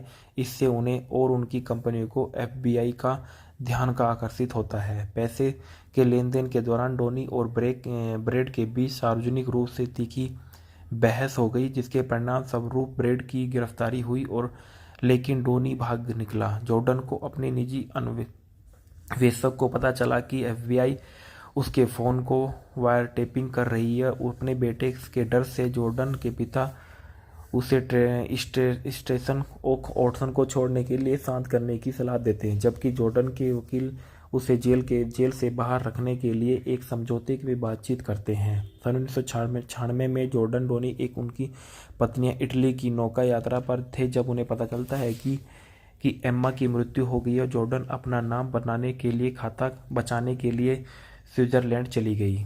सन 1998 में सोरेल को एक अलग अपराध के लिए गिरफ्तार किया गया और उसने FBI को जॉर्डन के बारे में सूचित किया। चूंकि उसके खिलाफ सबूत प्रचुर मात्रा में थे, इसलिए जॉर्डन उदारता से बदलने के लिए अपने सहयोगियों पर सबूत इकट्ठा करने के लिए सहमत हो गया। नाओमी जॉर्डन से कहती है कि वह उसे तलाक दे रही है और अपनी बेटी और नवजात बेटे से पूरी तरह कस्टडी चाहती है। कोकीन से भरे गुस्से में जॉर्डन नाओमी को मारता है और अपनी बेटी के साथ ड्राइव करने की कोशिश करता है, लेकिन उसकी कार ड्राइववे में दुर्घटनाग्रस्त हो जाती है। और बाद में जॉर्डन काम करने के लिए तार पहनता है, लेकिन डोनी को चेतावनी देते हुए कि नोट देता है कि FBI को इसका पता चलता है। जॉर्डन को गिरफ्तार करता है और स्ट्रेट ओक मोड का छापा मारता है, उसे बंद कर देता है और अपने समझौते का उल्लंघन करने के बावजूद जॉर्डन को अपनी गवाही के लिए न्यूनतम सुरक्षा जेल में 36 महीने तक कम सज़ा मिलती है। 22 महीने की सज़ा के बाद 2000 में रिहा कर दिया जाता है और अपनी रिहाई के बाद जॉर्डन बिक्री तकनीकों पर सेमिनार की मेजबानी करके अपना जीवन यापन करता है। ढालना में देखा गया जॉर्डन बेलफोर्ट के रूप में लियोनार्डो डिकैप्रियो ने किरदार निभाया है। डोनी एफोस के रूप में जो नहाल हिल ने किरदार निभाया है। नाओमी लाबगिलिया के रूप में मार्गोट रॉबी ने किरदार निभाया है। FBI एजेंट पैट्रिक डेनहम के रूप में काइल चैडलर ने किरदार निभाया है। मैक्स बेलफोर्ट के रूप में रॉब रेनर ने किरदार निभाया। ब्रैड बोर्डनिक के रूप में जॉन बर्नथल ने किरदार निभाया। मार्क हैना के रूप में मैथ्यू मैककोनादी ने किरदार निभाया। मैनी रिस्किन के रूप में जॉन फेवरियो ने किरदार निभाया। जीन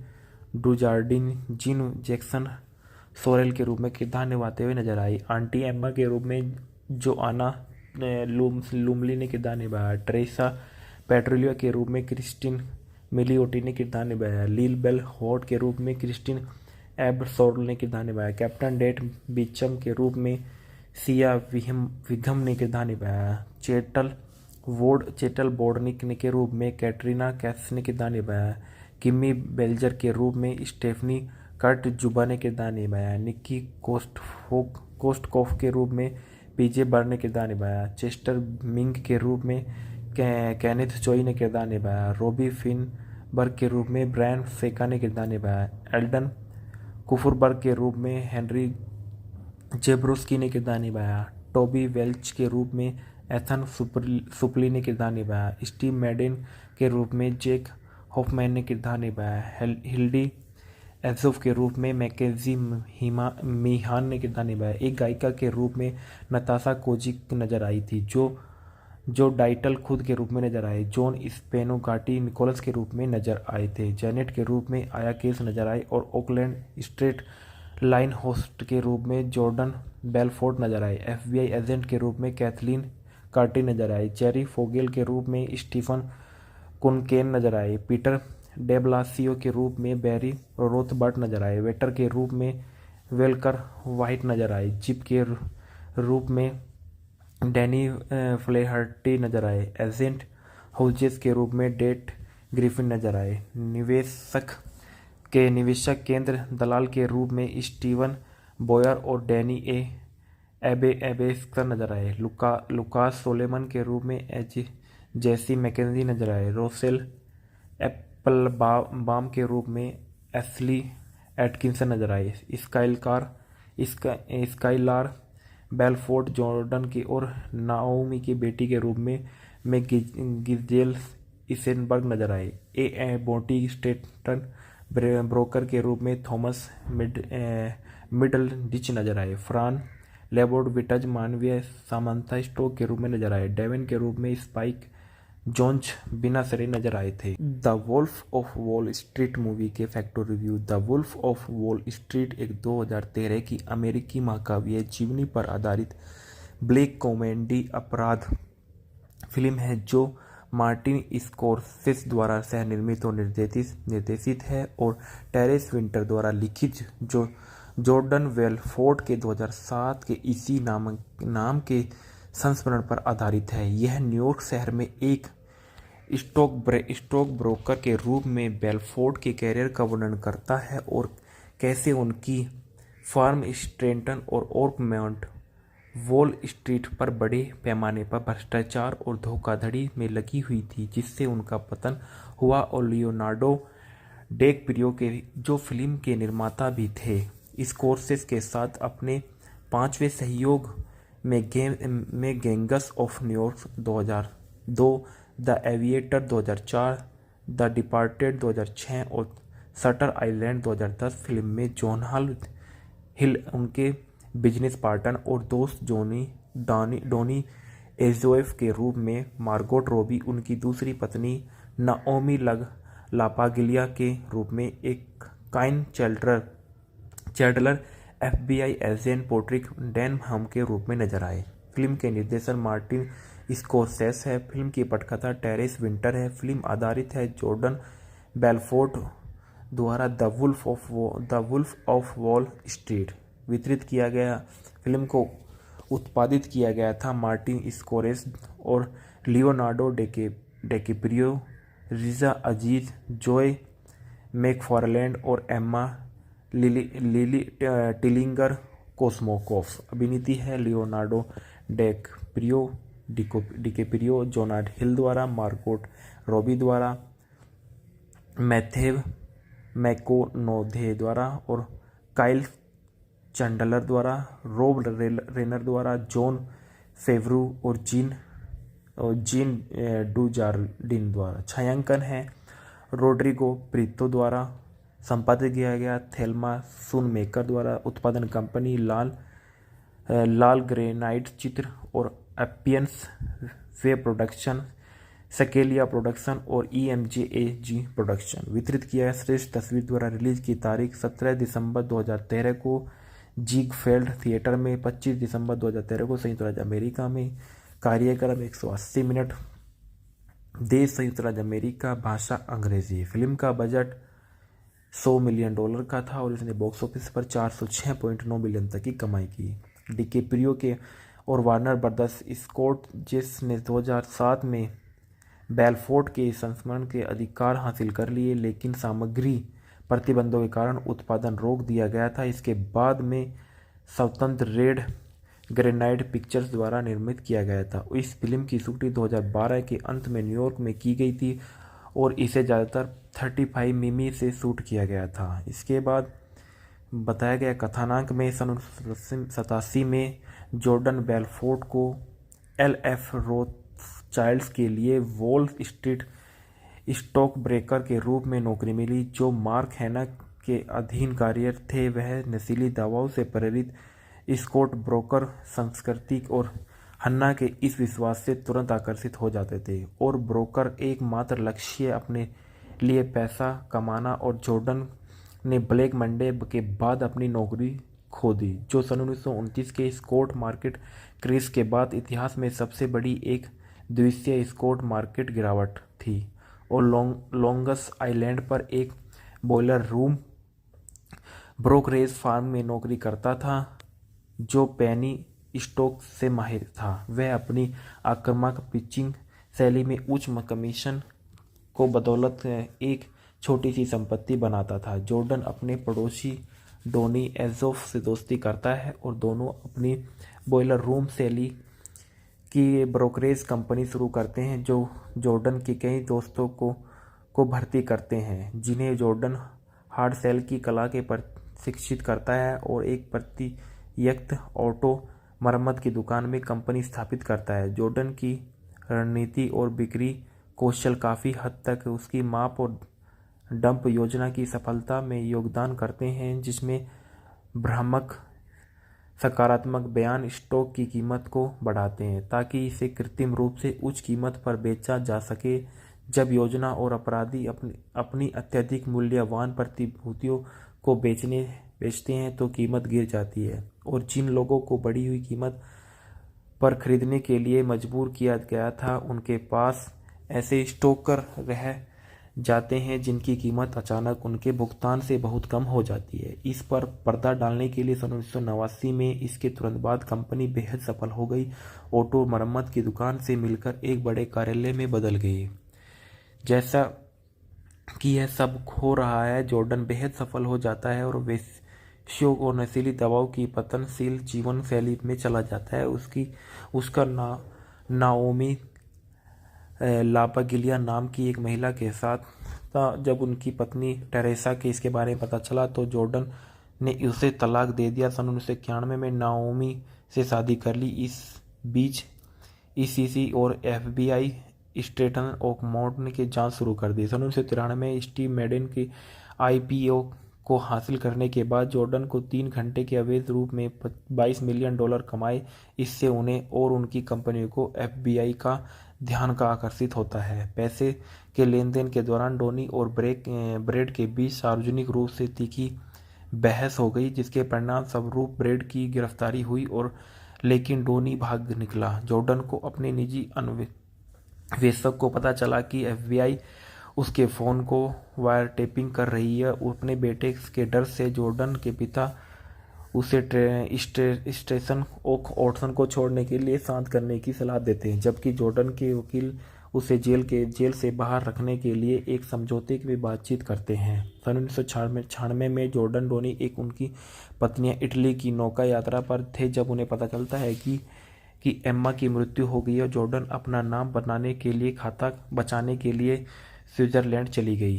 सन 1998 में सोरेल को एक अलग अपराध के लिए गिरफ्तार किया गया और उसने एफबीआई को जॉर्डन के बारे में सूचित किया। चूंकि उसके खिलाफ सबूत प्रचुर मात्रा में थे, इसलिए जॉर्डन उदारता से बदलने के लिए अपने सहयोगियों पर सबूत इकट्ठा करने के लिए सहमत हो गया।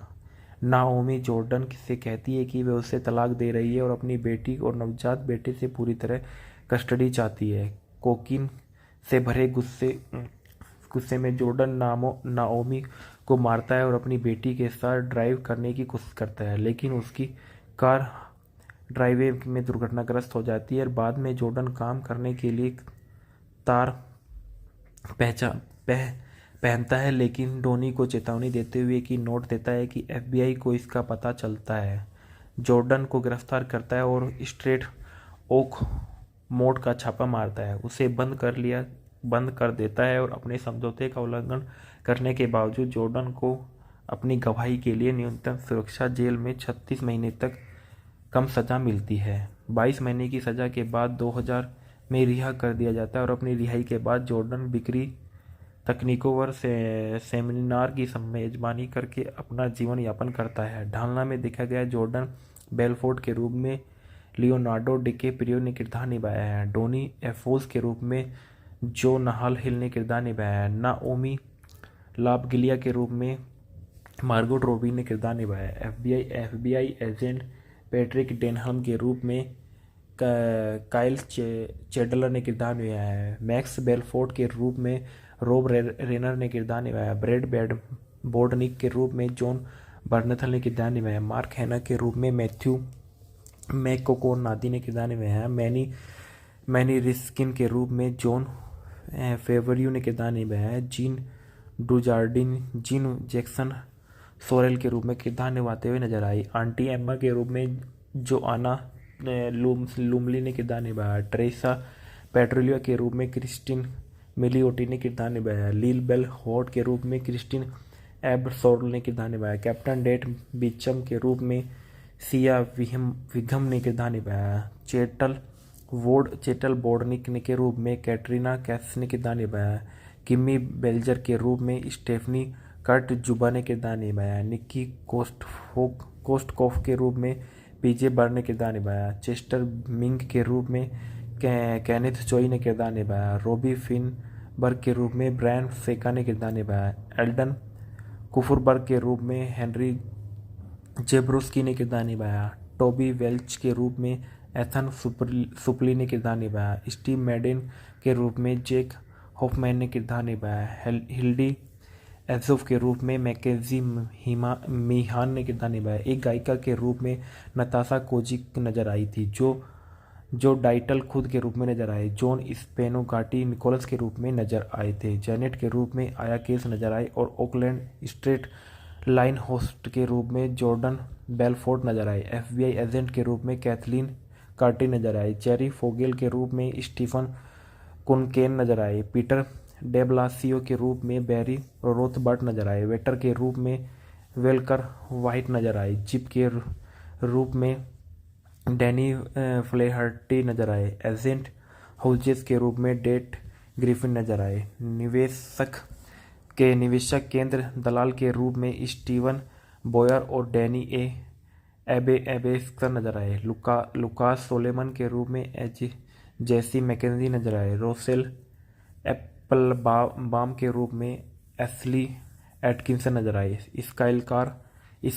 स्काइलार बेलफोर्ट जॉर्डन की और नाओमी की बेटी के रूप में गिजेल इसेनबर्ग नजर आए। बोटी स्टेटन ब्रोकर के रूप में थॉमस मिडल डिच नजर आए। फ्रान लेबोर्ड विटज मानवीय सामंथा स्टोक के रूप में नजर आए। डेवन के रूप में स्पाइक जोन्स बिना सरे नजर आए थे। The wolf of Wall Street movie के factor review. The wolf of Wall Street एक 2013 की अमेरिकी महाकाव्य जीवनी पर आधारित ब्लैक कॉमेडी अपराध फिल्म है जो मार्टिन स्कॉर्सेसे द्वारा सह निर्मित और निर्देशित है और टेरेस विंटर द्वारा लिखित जो जॉर्डन बेलफोर्ट के 2007 के इसी नाम के संस्मरण पर आधारित है। यह न्यूयॉर्क शहर में एक स्टॉक ब्रोकर के रूप में बेलफोर्ट के कैरियर का वर्णन करता है और कैसे उनकी फार्म स्ट्रेंटन और ओर्कमोंट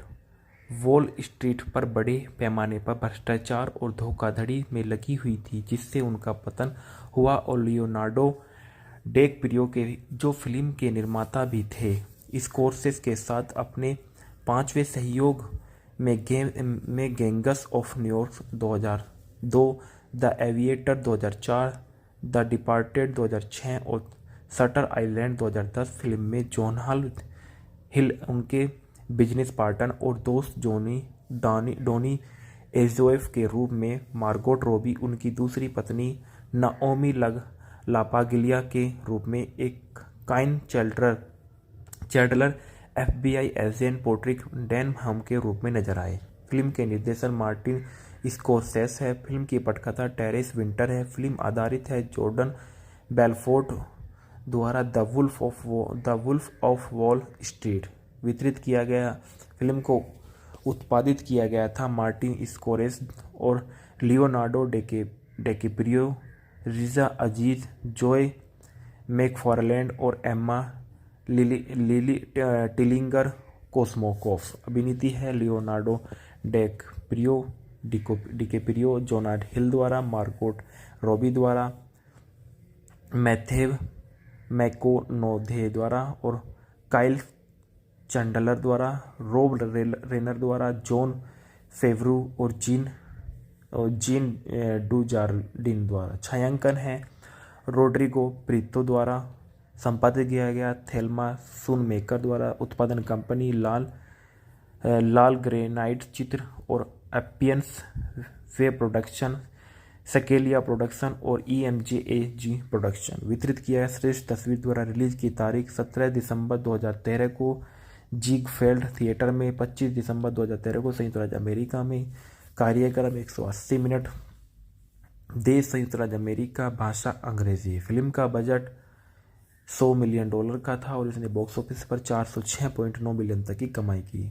डिकैप्रियो के और वार्नर ब्रदर्स स्कॉर्सेसे ने 2007 में बेलफोर्ट के संस्मरण के अधिकार हासिल कर लिए, लेकिन सामग्री प्रतिबंधों के कारण उत्पादन रोक दिया गया था। इसके बाद में स्वतंत्र रेड ग्रेनाइट पिक्चर्स द्वारा निर्मित किया गया था। इस फिल्म की शूटिंग 2012 के अंत में न्यूयॉर्क में की गई थी और इसे ज़्यादातर 35 मिमी से शूट किया गया था। इसके बाद बताया गया कथानक में सन 1987 में जॉर्डन बेलफोर्ट को LF रोथस्चाइल्ड के लिए वॉल स्ट्रीट स्टॉक ब्रोकर के रूप में नौकरी मिली। जो मार्क हैना के अधीन कार्यरत थे, वह नशीली दवाओं से प्रेरित स्टॉक ब्रोकर संस्कृति और हन्ना के इस विश्वास से तुरंत आकर्षित हो जाते थे और ब्रोकर एकमात्र लक्ष्य अपने लिए पैसा कमाना। और जॉर्डन ने ब्लैक मंडे के बाद अपनी नौकरी खो दी, जो सन 1929 के स्टॉक मार्केट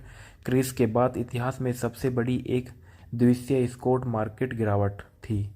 और लॉन्गस आइलैंड पर एक बॉयलर रूम ब्रोकरेज फार्म में नौकरी करता था, जो पेनी स्टॉक से माहिर था। वह अपनी आक्रामक पिचिंग शैली में उच्च कमीशन को बदौलत एक छोटी सी संपत्ति बनाता था। जॉर्डन अपने पड़ोसी डॉनी एजोफ से दोस्ती करता है और दोनों अपनी बॉयलर रूम शैली की ब्रोकरेज कंपनी शुरू करते हैं, जो जॉर्डन के कई दोस्तों को को भर्ती करते हैं, जिन्हें जॉर्डन हार्ड सेल की कला के प्रशिक्षित करता है और एक प्रत्यक्ष ऑटो मरम्मत की दुकान में कंपनी स्थापित करता है। जॉर्डन की रणनीति और बिक्री कौशल काफ़ी हद तक उसकी माप और डंप योजना की सफलता में योगदान करते हैं, जिसमें भ्रामक सकारात्मक बयान स्टॉक की कीमत को बढ़ाते हैं ताकि इसे कृत्रिम रूप से उच्च कीमत पर बेचा जा सके। जब योजना और अपराधी अपनी अत्यधिक मूल्यवान प्रतिभूतियों को बेचते हैं तो कीमत गिर जाती है, और जिन लोगों को बढ़ी हुई कीमत पर खरीदने के लिए मजबूर किया गया था उनके पास ऐसे स्टॉकर रह जाते हैं जिनकी कीमत अचानक उनके भुगतान से बहुत कम हो जाती है। इस पर पर्दा डालने के लिए सन 1989 में इसके तुरंत बाद कंपनी बेहद सफल हो गई। ऑटो मरम्मत की दुकान से मिलकर एक बड़े कार्यालय में बदल गई। जैसा कि यह सब हो रहा है, जॉर्डन बेहद सफल हो जाता है और वेश्यों और नशीली दवाओं की पतनशील जीवन शैली में चला जाता है। उसका नाओमी लापागिलिया नाम की एक महिला के साथ था। जब उनकी पत्नी टेरेसा के इसके बारे में पता चला तो जॉर्डन ने उसे तलाक दे दिया। सन 1991 में नाओमी से शादी कर ली। इस बीच ईसीसी और एफबीआई स्टेटन ओकमोड की जांच शुरू कर दी। सन 1993 में स्टीव मैडेन की आईपीओ को हासिल करने के बाद जॉर्डन को 3 घंटे के अवैध रूप में $22 मिलियन कमाए।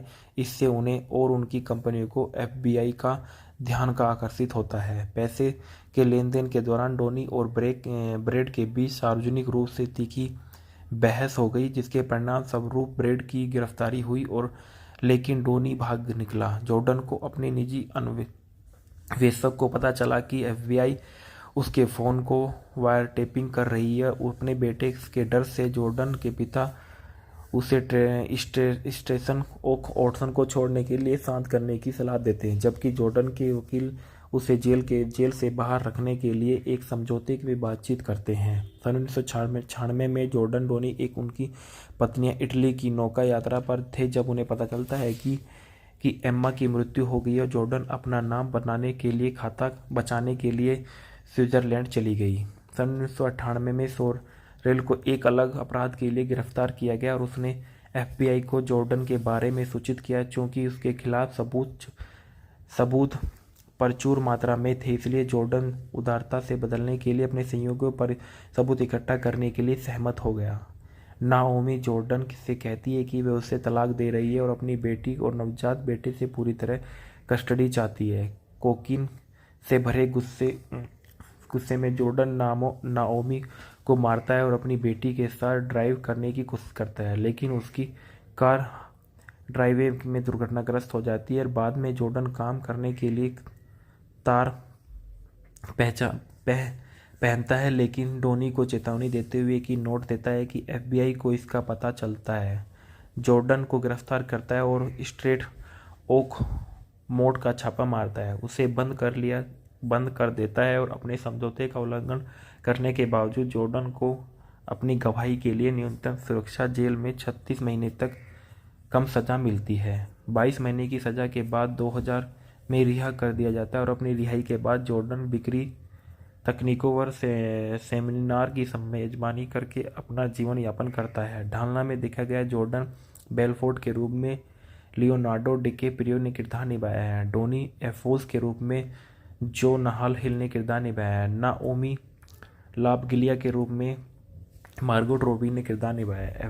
एफबीआई एजेंट पैट्रिक डेनहम के रूप में काइल चैडलर ने किरदार निभाया है। मैक्स बेलफोर्ड के रूप में रॉब रेनर ने किरदार निभाया। ब्रेड बोर्डनिक के रूप में जॉन बर्नथल ने किरदार निभाया। मार्क हैना के रूप में मैथ्यू मैककोनादी ने किरदार निभाया। मैनी रिस्किन के रूप में जॉन फेवरियो ने किरदार निभाया। जीन जैक्सन सोरेल के रूप में किरदार निभाते हुए नजर आई। आंटी एम्मा के रूप में जोआना लुमली ने किरदार निभाया। टेरेसा पेट्रोलिया के रूप में क्रिस्टिन मिलियोटी ने किरदार निभाया। लील बेल हॉट के रूप में क्रिस्टिन एबसोर्ल ने किरदार निभाया। कैप्टन डेट बीचम के रूप में सिया विघम ने किरदार निभाया। चेटल बोर्डनिक के रूप में कैटरीना कैफ ने किरदार निभाया।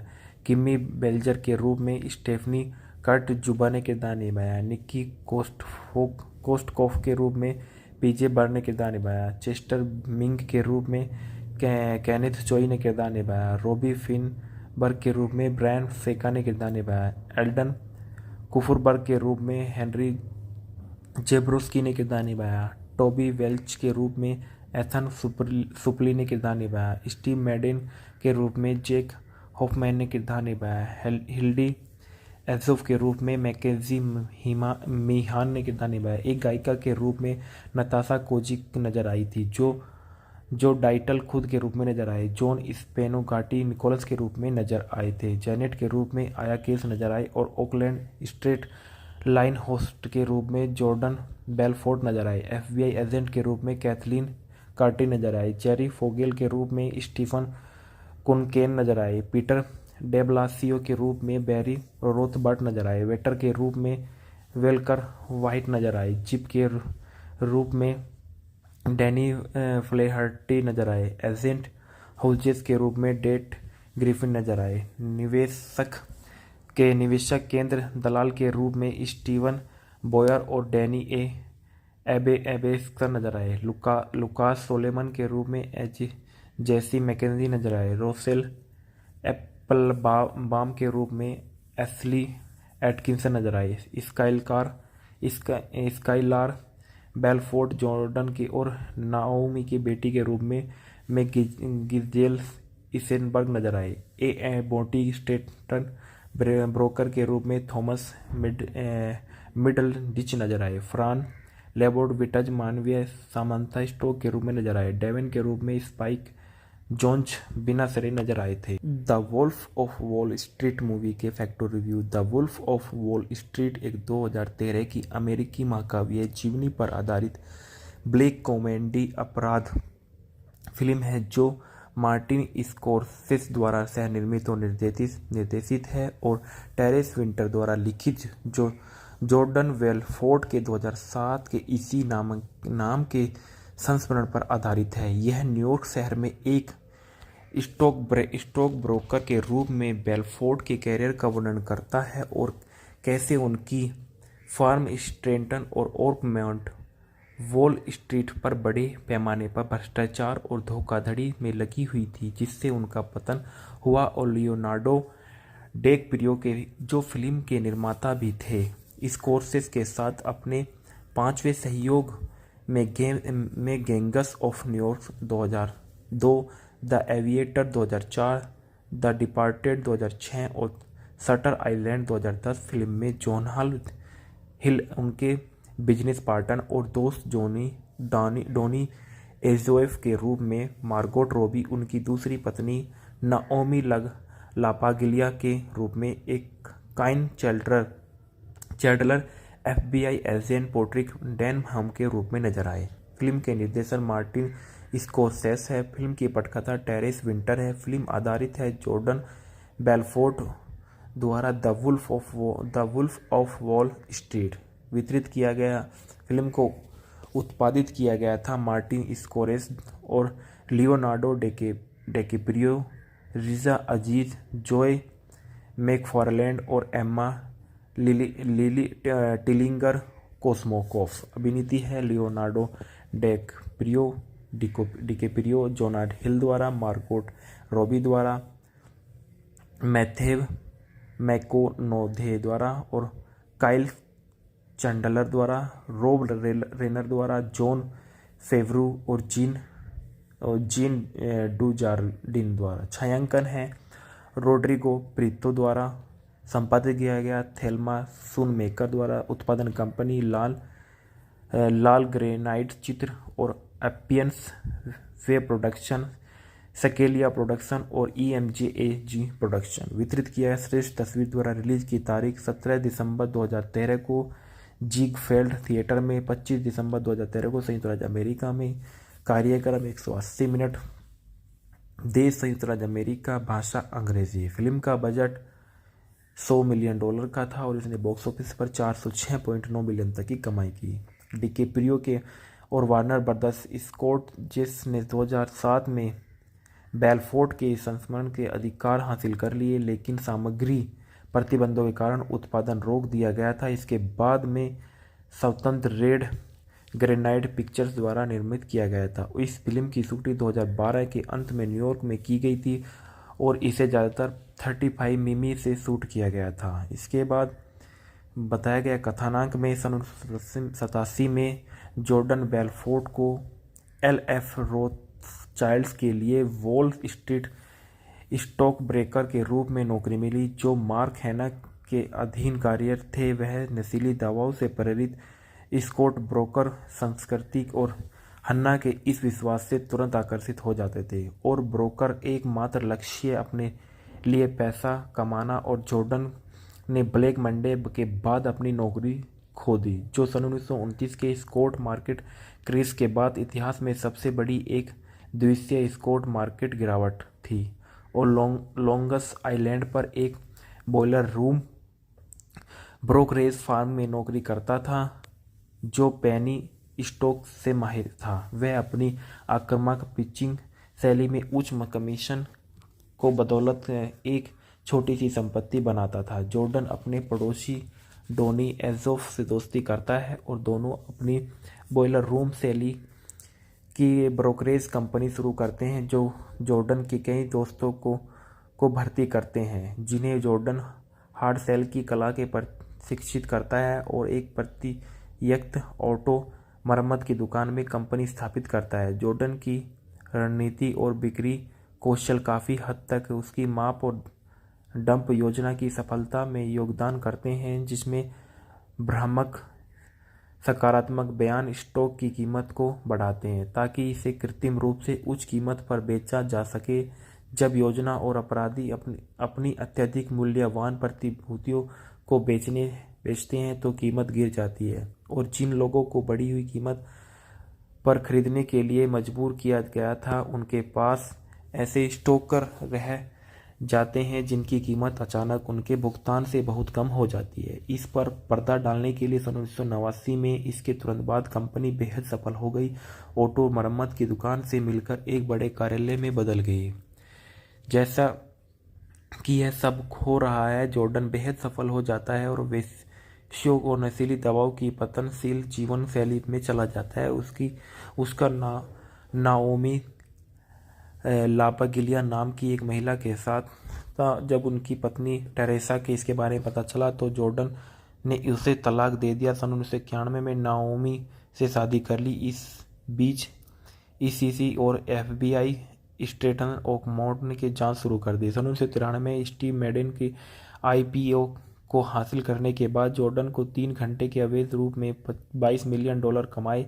इससे उन्हें और उनकी कंपनियों को FBI का ध्यान का आकर्षित होता है। पैसे के लेन देन के दौरान डोनी और ब्रेड के बीच सार्वजनिक रूप से तीखी बहस हो गई, जिसके परिणाम स्वरूप ब्रेड की गिरफ्तारी हुई लेकिन डोनी भाग निकला। जॉर्डन को अपने निजी अन्वेषक को पता चला कि FBI उसके फ़ोन को वायर टेपिंग कर रही है। अपने बेटे के डर से जॉर्डन के पिता उसे स्टेशन ऑटसन को छोड़ने के लिए शांत करने की सलाह देते हैं, जबकि जॉर्डन के वकील उसे जेल से बाहर रखने के लिए एक समझौते की बातचीत करते हैं। सन 1996 में जॉर्डन डोनी उनकी पत्नियां इटली की नौका यात्रा पर थे जब उन्हें पता चलता है कि एम्मा की मृत्यु हो गई और जॉर्डन अपना नाम बनाने के लिए खाता बचाने के लिए स्विट्जरलैंड चली गई। सन 1998 में सोरेल को एक अलग अपराध के लिए गिरफ्तार किया गया और उसने FBI को जॉर्डन के बारे में सूचित किया। चूंकि उसके खिलाफ सबूत प्रचुर मात्रा में थे, इसलिए जॉर्डन उदारता से बदलने के लिए अपने सहयोगियों पर सबूत इकट्ठा करने के लिए सहमत हो गया। नाओमी जॉर्डन से कहती है कि वह उसे तलाक दे रही है और अपनी बेटी और नवजात बेटे से पूरी तरह कस्टडी चाहती है।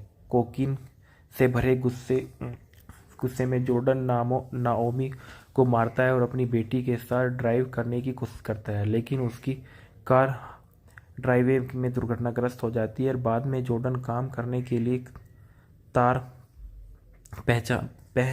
पहनता है, लेकिन डोनी को चेतावनी देते हुए कि नोट देता है कि FBI को इसका पता चलता है। जॉर्डन को गिरफ्तार करता है और स्ट्रेट ओक मोड का छापा मारता है। उसे बंद कर लिया बंद कर देता है और अपने समझौते का उल्लंघन करने के बावजूद जॉर्डन को अपनी गवाही के लिए न्यूनतम सुरक्षा जेल में 36 महीने तक कम सज़ा मिलती है। 22 महीने की सज़ा के बाद 2000 में रिहा कर दिया जाता है और अपनी रिहाई के बाद जॉर्डन बिक्री तकनीकों पर सेमिनार की मेजबानी करके अपना जीवन यापन करता है। ढालना में देखा गया जॉर्डन बेलफोर्ट के रूप में लियोनार्डो डिकैप्रियो ने किरदार निभाया है। डोनी एफोस के रूप में जो नाहल हिल ने किरदार निभाया है। नाओमी लापगिलिया के रूप में मार्गोट रॉबी ने किरदार निभाया है। एफबीआई एजेंट पैट्रिक डेनहम के रूप में काइल चैडलर ने किरदार निभाया है। मैक्स बेलफोर्ट के रूप में रॉब रेनर ने किरदार निभाया। ब्रैड बोर्डनिक के रूप में जॉन बर्नथल ने किरदार निभाया। मार्क हैना के रूप में मैथ्यू मैककोनादी ने किरदार निभाया। मैनी रिस्किन के रूप में जॉन फेवरियो ने किरदार निभाया। जीन डुजार्डिन जीन जैक्सन सोरेल के रूप में किरदार निभाते हुए नजर आई। आंटी एम्मा के रूप में जोआना लुमली ने किरदार निभाया। ट्रेसा पेट्रोलिया के रूप में क्रिस्टिन मिलियोटी ने किरदार निभाया। लील बेल हॉट के रूप में क्रिस्टिन एबसोर्ल ने किरदार निभाया। कैप्टन डेट बीचम के रूप में सिया विघम ने किरदार निभाया। चेटल बोर्डनिक ने के रूप में कैटरीना कैफ ने किरदार निभाया। किमी बेल्जर के रूप में स्टेफनी कर्ट जुबा ने किरदार निभाया। निक्की कोस्टकॉफ के रूप में पीजे बर ने किरदार निभाया। चेस्टर मिंग के रूप में कैनेथ चोई ने किरदार निभाया। रॉबी फिनबर्ग के रूप में ब्रायन फेका ने किरदार निभाया। एल्डन कुफरबर्ग के रूप में हेनरी जेब्रोस्की ने किरदार निभाया। टोबी वेल्च के रूप में एथन सुपली ने किरदार निभाया। स्टीव मैडेन के रूप में जेक हॉफमैन ने किरदार निभाया। हिल्डी एजोफ के रूप में मैकेजी मीहान ने किरदार निभाया। एक गायिका के रूप में नताशा कोजिक नजर आई थी जो डाइटल खुद के रूप में नजर आए। जॉन स्पेनोगाटी निकोलस के रूप में नजर आए थे। जेनेट के रूप में आया केस नजर आए और ओकलैंड स्ट्रेट लाइन होस्ट के रूप में जॉर्डन बेलफोर्ट नजर आए। एफबीआई एजेंट के रूप में कैथलीन कार्टी नजर आई। जेरी फोगेल के रूप में स्टीफन कुनकेन नजर आए। पीटर डेब्लासियो के रूप में बैरी रोथबर्ट नजर आए। वेटर के रूप में वेलकर वाइट नजर आए। जिप के रूप में डैनी फ्लेहर्टी नजर आए। एजेंट हाउजेस के रूप में डेट ग्रिफिन नजर आए। निवेशक केंद्र दलाल के रूप में स्टीवन बॉयर और डैनी एबेस्कर नजर आए। लुकास सोलेमन के रूप में जेसी मैकेंजी नजर आए। रोसेल एप्पलबाम के रूप में एस्ली एटकिंसन नजर आए।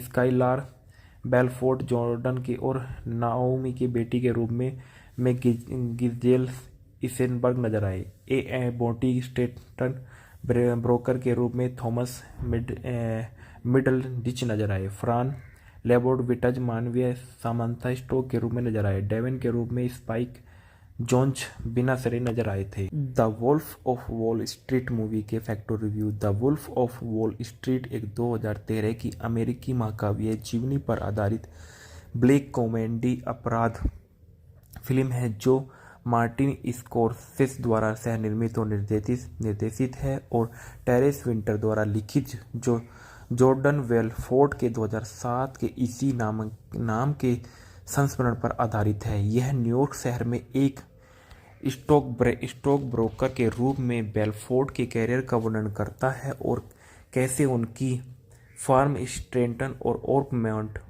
वॉल स्ट्रीट पर बड़े पैमाने पर भ्रष्टाचार और धोखाधड़ी में लगी हुई थी जिससे उनका पतन हुआ। और लियोनार्डो डिकैप्रियो के जो फिल्म के निर्माता भी थे स्कॉर्सेसे के साथ अपने 5वें सहयोग में gangs of New York 2002, the aviator 2004, the departed 2006 और शटर आइलैंड 2010 फिल्म में जॉन हिल उनके बिजनेस पार्टनर और दोस्त डोनी एजोएफ के रूप में, मार्गोट रॉबी उनकी दूसरी पत्नी नाओमी लापागिलिया के रूप में, एक Kyle Chandler FBI agent Patrick Denham के रूप में नजर आए।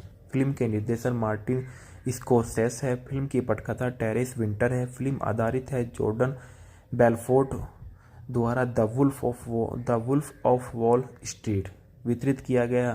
फिल्म को उत्पादित किया गया था मार्टिन स्कोरेस और Leonardo DiCaprio, Riza Aziz, Joey McFarland और एम्मा लिली टिलिंगर कोस्मोकोफ। अभिनीति है लियोनार्डो डिकैप्रियो, जोना हिल द्वारा, मार्गोट रॉबी द्वारा, मैथेव मैकोनोधे द्वारा और काइल चैंडलर द्वारा, रोब रेनर द्वारा, जॉन फेवरू और जीन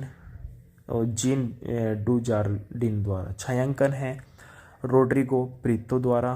संपादित किया गया थेल्मा सूनमेकर द्वारा। उत्पादन कंपनी लाल ग्रेनाइट चित्र और एपियंस वे प्रोडक्शन, स्केलिया प्रोडक्शन और EMJAG प्रोडक्शन। वितरित किया गया श्रेष्ठ तस्वीर द्वारा। रिलीज की तारीख 17 दिसंबर 2013 को जिगफेल्ड थिएटर में, 25 दिसंबर 2013 को संयुक्त राज्य अमेरिका में।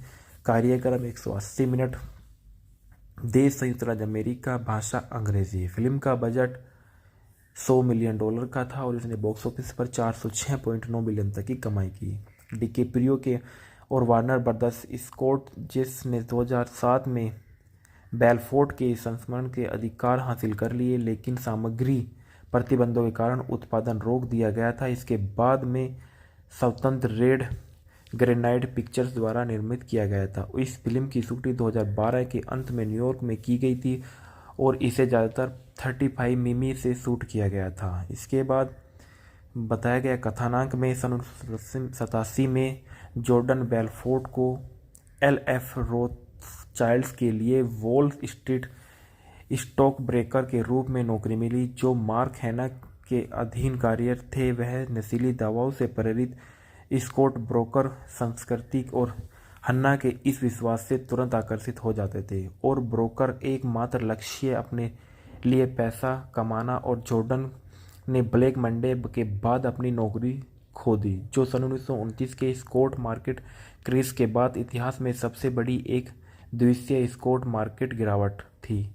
और लॉन्गस आइलैंड पर एक बॉयलर रूम ब्रोकरेज फर्म में नौकरी करता था, जो पेनी स्टॉक से माहिर था। वह अपनी आक्रामक पिचिंग शैली में उच्च कमीशन को बदौलत एक छोटी सी संपत्ति बनाता था। जॉर्डन अपने पड़ोसी डोनी एजोफ से दोस्ती करता है और दोनों अपनी बॉयलर रूम शैली की ब्रोकरेज कंपनी शुरू करते हैं, जो जॉर्डन के कई दोस्तों को भर्ती करते हैं, जिन्हें जॉर्डन हार्ड सेल की कला के प्रशिक्षित करता है और एक प्रतियक्त ऑटो मरम्मत की दुकान में कंपनी स्थापित करता है। जॉर्डन की रणनीति और बिक्री कौशल काफ़ी हद तक उसकी माप और डंप योजना की सफलता में योगदान करते हैं, जिसमें भ्रामक सकारात्मक बयान स्टॉक की कीमत को बढ़ाते हैं ताकि इसे कृत्रिम रूप से उच्च कीमत पर बेचा जा सके।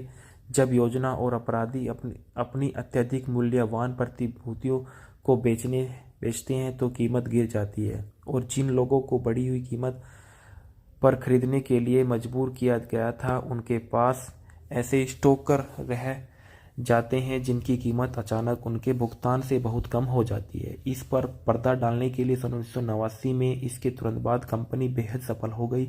ऑटो मरम्मत की दुकान से मिलकर एक बड़े कार्यालय में बदल गई। जैसा कि यह सब हो रहा है, जॉर्डन बेहद सफल हो जाता है और वेश्यों और नशीली दवाओं की पतनशील जीवन शैली में चला जाता है। उसका नाओमी लापागिलिया नाम की एक महिला के साथ था। जब उनकी पत्नी टेरेसा के इसके बारे में पता चला तो जॉर्डन ने उसे तलाक दे दिया। सन 1991 में नाओमी से शादी कर ली। इस बीच ECC और FBI स्टेटन ओकमोट की जांच शुरू कर दी। सन 1993 में स्टीव मैडेन की IPO को हासिल करने के बाद जॉर्डन को 3 घंटे के अवैध रूप में $22 मिलियन कमाए। इससे उन्हें और उनकी कंपनियों को FBI का ध्यान का आकर्षित होता है। पैसे के लेन देन के दौरान डोनी और ब्रेड के बीच सार्वजनिक रूप से तीखी बहस हो गई, जिसके परिणाम स्वरूप ब्रेड की गिरफ्तारी हुई और लेकिन डोनी भाग निकला। जॉर्डन को अपने निजी अन्वेषक को पता चला कि FBI उसके फ़ोन को वायर टेपिंग कर रही है। अपने बेटे के डर से जॉर्डन के पिता उसे स्टेशन ओक ऑटसन को छोड़ने के लिए शांत करने की सलाह देते हैं, जबकि जॉर्डन के वकील उसे जेल से बाहर रखने के लिए एक समझौते की बातचीत करते हैं। सन 1996 में जॉर्डन डोनी एक उनकी पत्नियां इटली की नौका यात्रा पर थे जब उन्हें पता चलता है कि एम्मा की मृत्यु हो गई और जॉर्डन अपना नाम बनाने के लिए खाता बचाने के लिए स्विट्जरलैंड चली गई। सन 1998 में सोरेल को एक अलग अपराध के लिए गिरफ्तार किया गया और उसने FBI को जॉर्डन के बारे में सूचित किया। चूंकि उसके खिलाफ सबूत प्रचुर मात्रा में थे, इसलिए जॉर्डन उदारता से बदलने के लिए अपने सहयोगियों पर सबूत इकट्ठा करने के लिए सहमत हो गया। नाओमी जॉर्डन से कहती है कि वह उसे तलाक दे रही है और अपनी बेटी और नवजात बेटे से पूरी तरह कस्टडी चाहती है। कोकीन से भरे गुस्से में जॉर्डन नाओमी को मारता है और अपनी बेटी के साथ ड्राइव करने की कोशिश करता है, लेकिन उसकी कार ड्राइववे में दुर्घटनाग्रस्त हो जाती है। बाद में जॉर्डन काम करने के लिए तार पहनता है, लेकिन डोनी को चेतावनी देते हुए कि नोट देता है कि FBI को इसका पता चलता है। जॉर्डन को गिरफ्तार करता है और स्ट्रेट ओक मोड का छापा मारता है, उसे बंद कर देता है और अपने समझौते का उल्लंघन करने के बावजूद जॉर्डन को अपनी गवाही के लिए न्यूनतम सुरक्षा जेल में 36 महीने तक कम सज़ा मिलती है। 22 महीने की सज़ा के बाद 2000 में रिहा कर दिया जाता है और अपनी रिहाई के बाद जॉर्डन बिक्री तकनीकों पर सेमिनार की मेजबानी करके अपना जीवन यापन करता है। ढालना में देखा गया जॉर्डन बेलफोर्ट के रूप में लियोनार्डो डिकैप्रियो ने किरदार निभाया है। डोनी एफोस के रूप में जो नहाल हिल ने किरदार निभाया है। नाओमी लाबगिलिया के रूप में मार्गोट रॉबी ने किरदार निभाया है। FBI एजेंट पैट्रिक डेनहम के रूप में काइल चैडलर ने किरदार निभाया है। मैक्स बेलफोर्ट के रूप में रॉब रेनर ने किरदार निभाया। ब्रैड बोर्डनिक के रूप में जॉन बर्नथल ने किरदार निभाया। मार्क हैना के रूप में मैथ्यू मैककोनादी ने किरदार निभाया। मैनी रिस्किन के रूप में जॉन फेवरियो ने किरदार निभाया। जीन जैक्सन सोरेल के रूप में किरदार निभाते हुए नजर आई। आंटी एम्मा के रूप में जोआना लुमली ने किरदार निभाया। ट्रेसा पेट्रोलिया के रूप में क्रिस्टिन मिलियोटी ने किरदार निभाया। लील बेल हॉट के रूप में क्रिस्टिन एबसोर्ल ने किरदार निभाया। कैप्टन डेट बीचम के रूप में सिया विघम ने किरदार निभाया। चेटल बोर्डनिक के रूप में कैटरीना कैफ ने किरदार निभाया।